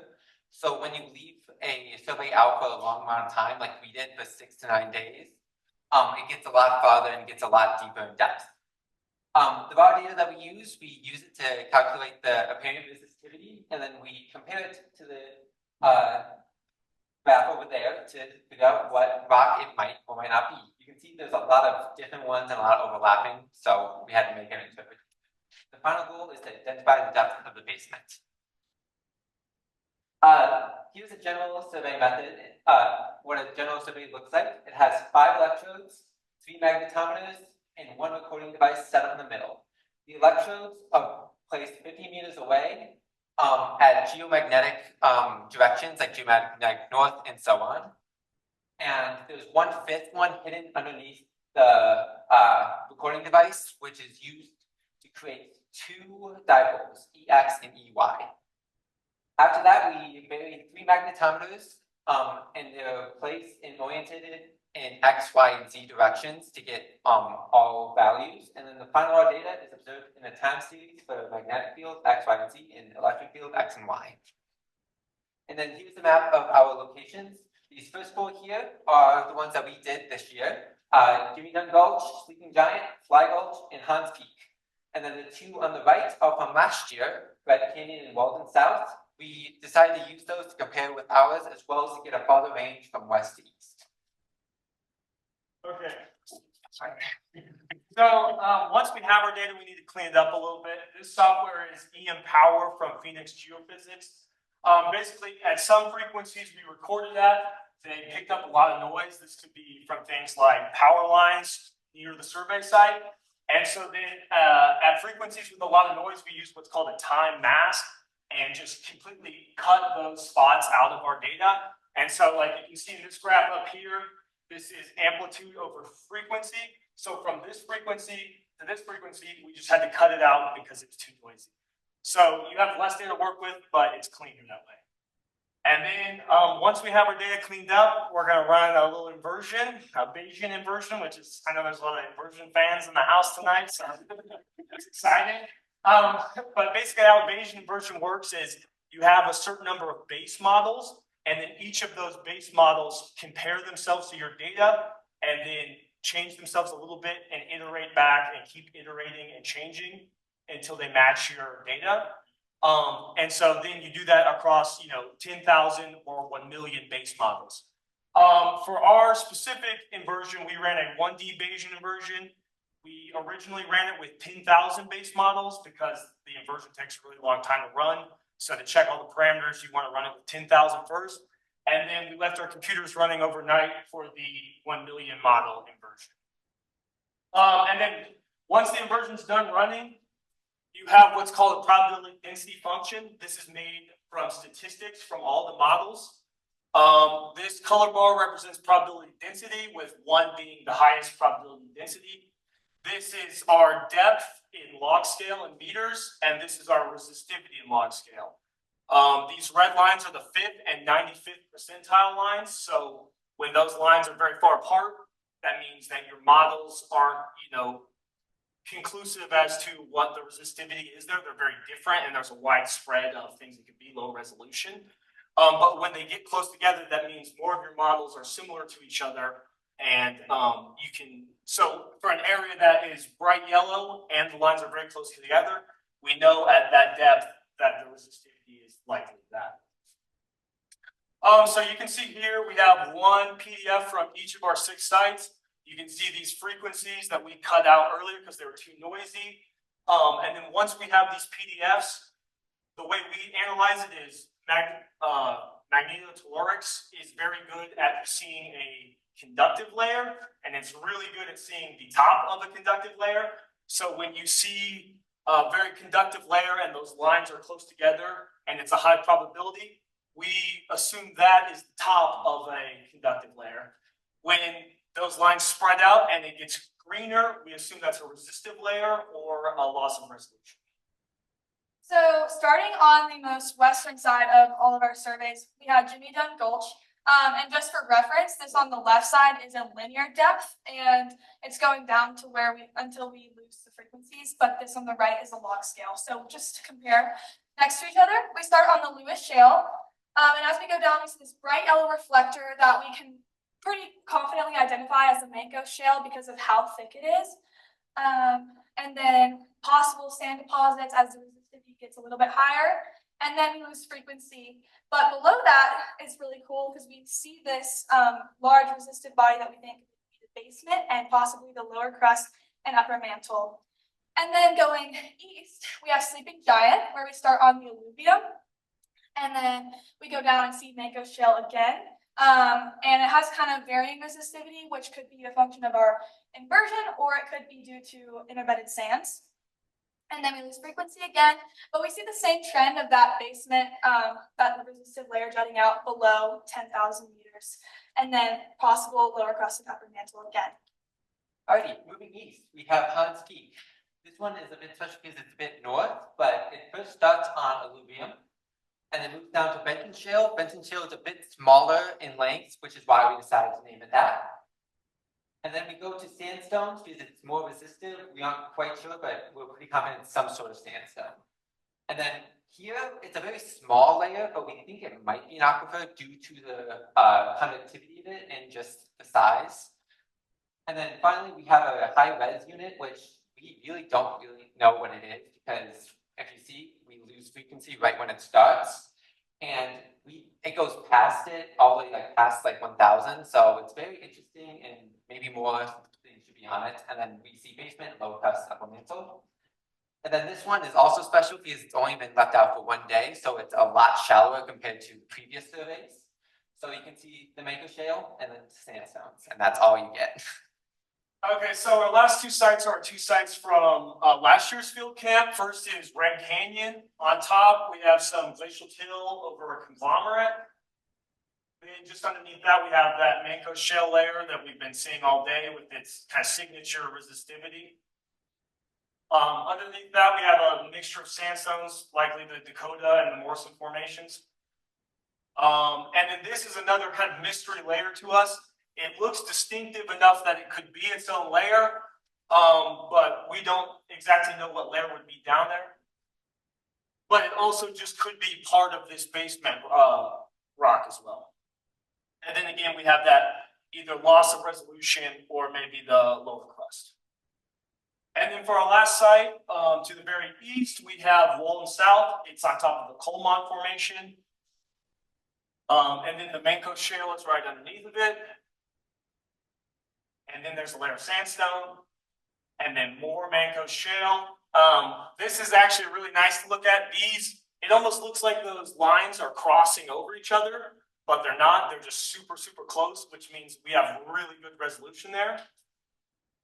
And then right here, this is where the basement rock really should be, but it's either a loss of resolution or something. There's a very conductive layer that starts right here. So again, that's something that another group could look at, but we're not exactly sure. Okay, so after looking at all of those from east to west, or west to east, sorry, we kind of have a similar, place where we hit the basement rock, and it's a lot deeper than we thought it was going to be. We thought it was going to be closer to about 3,000 meters where we would start seeing the basement rock, and that could be due to the areas that we lost our frequencies around 1,000 meters. But as you can see here on the very right is our Red Canyon. We didn't lose frequencies, and we're still not seeing the basement until below 10,000 meters, which is really cool.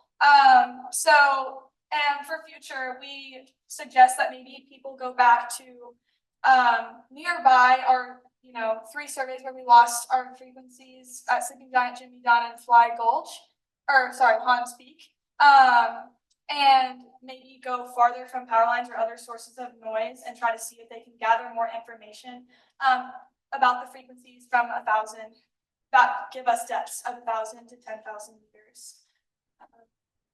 Yeah, do you all have questions? Oh, wait, one more thing. We do want to thank Chloe Gustafson, and Matthew Musso for helping us with our geological and inversion interpretations. Questions?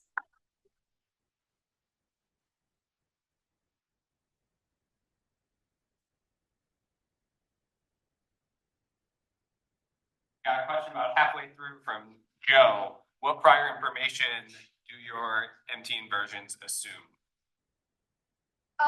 So I think we mentioned it back here, but I'm not going to go back, there's so many slides. It assumes 1D variation. So we assume that there's no faulting or dipping layers beneath our surveys.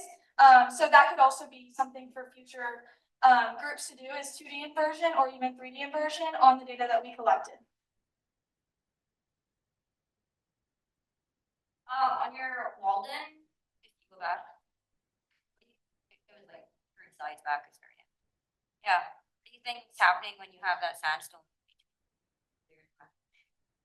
So when we talked to Matthew Musso, we were talking about the the Mako shale seems to appear below and above it, which obviously that's not actually what's happening. So there's interbedded sandstones which could be caused by turbidity currents and like weather events that are causing these sands to be like, if a hurricane came through when the ocean was in Colorado, these sands would be ejected out and put on top of the Mako shale, and then once those events start to settle, then the Mako shale continues to deposit on top of that.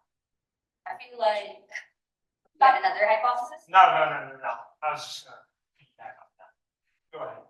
I think I might look at some of the faulting.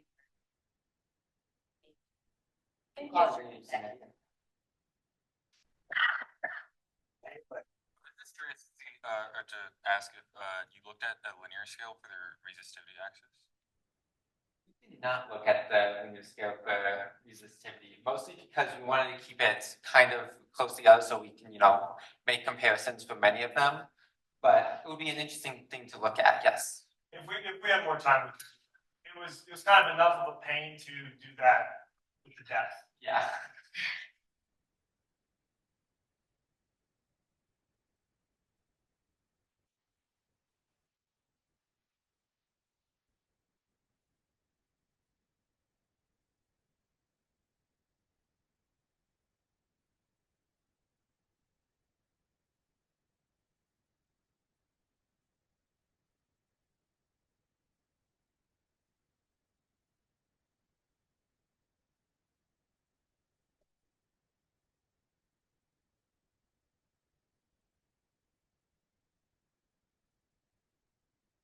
Hi again, I'm Miley.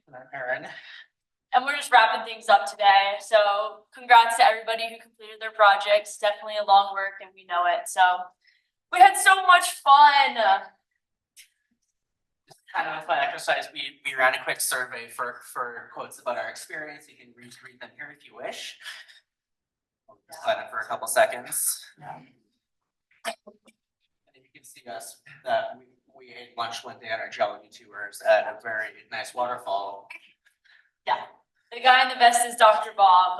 He was very helpful in our original geological kind of exploration of Steamboat. So big shout out. And we'd also like to thank all of the people who made this possible one last time.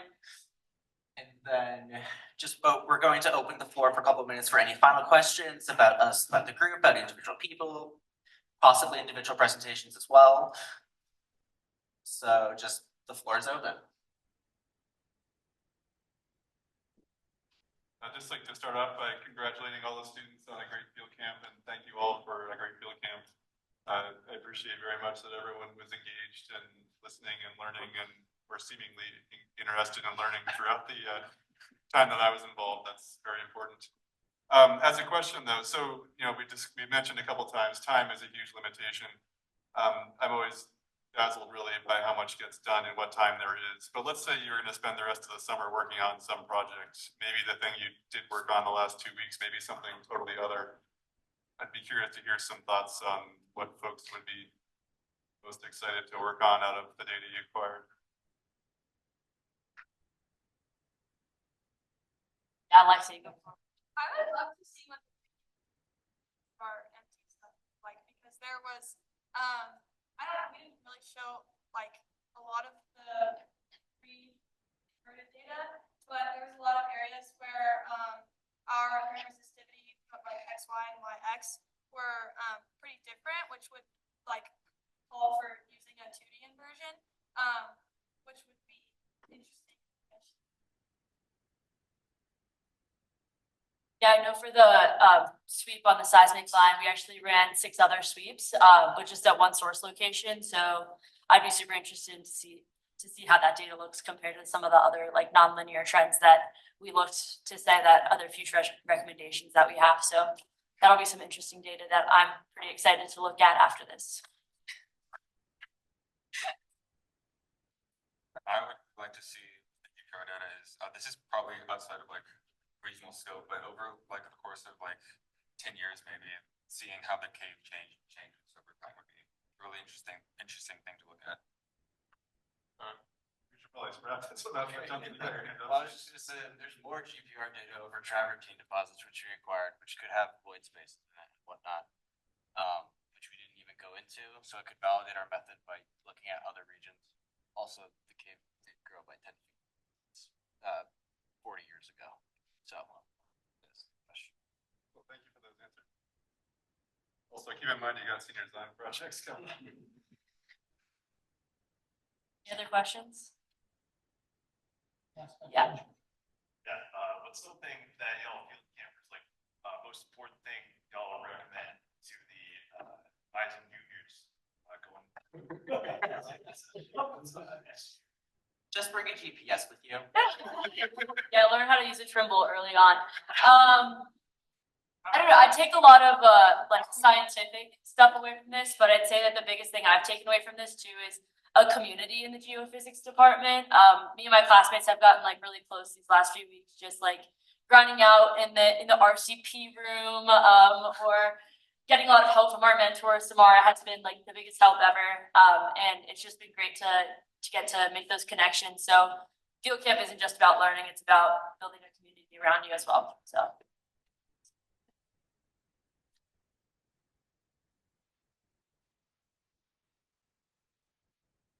Yeah, 2 last items. First is Paul Sado, like to say a few things. I'm happy to let you know. Okay, so this morning, Matt asked me if I want to say a few words after the presentations, and I confidently said no, and here I am. So you're welcome, Matt. Yep. Field camp, as Matt pointed out, is the pinnacle of our program. It's the funnel, if you want, in the curriculum, and it's the hardest class by far that we put forward. And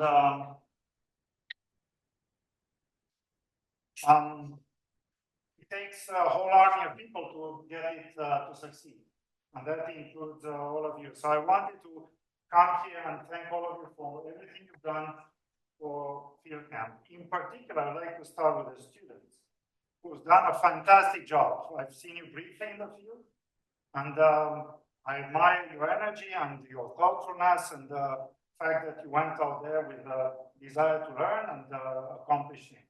And that shows in the presentations you put together. Those were thoughtful topics, you approached them with sound methods, and you did the right thing.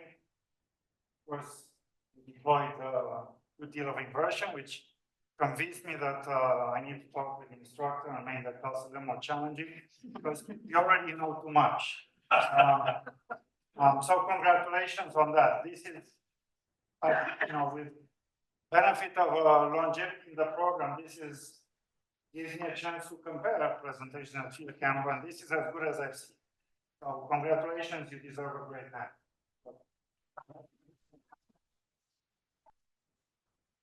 So I want to thank the teaching assistants. I've seen them in the field as well briefly. I've seen them in processing. The words teaching assistant do not do justice to the role of the teaching assistants. They are in fact leaders in the field. They care about the people. They keep everything running They undo all the scrubs that comes from the profs and others. And this is, I'm grateful for everything you've done.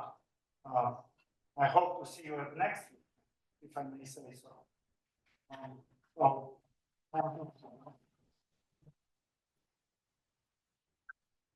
Also, I want to thank the external people who come and help with the field camp. You know who you are, I see you in the room. I see you many years in a row, and I hope that this was a rewarding experience for you, and you enjoyed your time with our students, awesome students, and I hope to see you again at future field camps. So don't go anywhere too far. We have your numbers.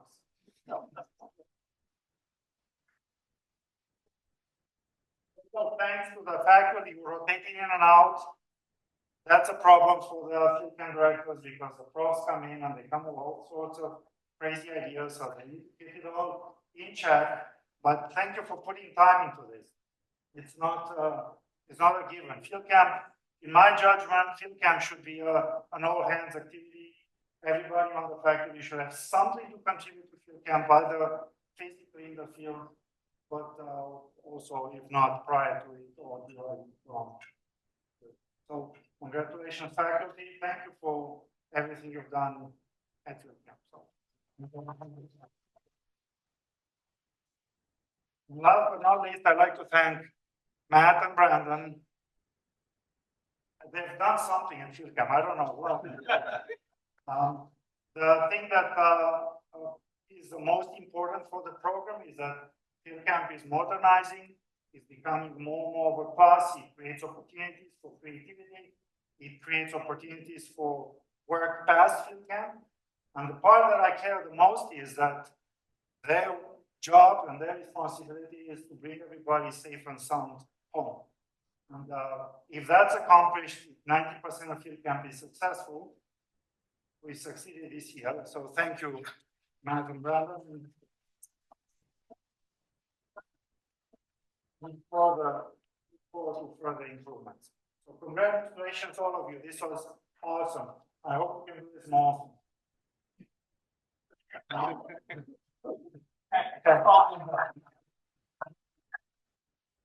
The last thing we want to do, all the students gave wonderful presentations. That's everybody. There's not an exclusion there. Everybody come up front. We want to get one last picture of everybody together. As Miley so well said, this community that's been strengthened over the last 4 months.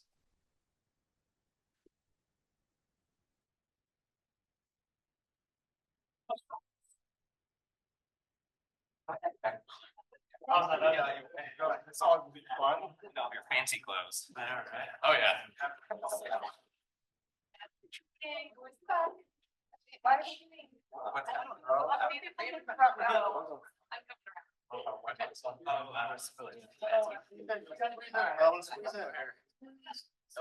Everybody say sunrise.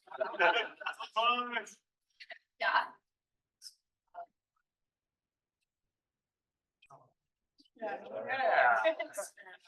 What's somewhere? That's what I'm Everybody say tall on three. All right, thank you, everybody.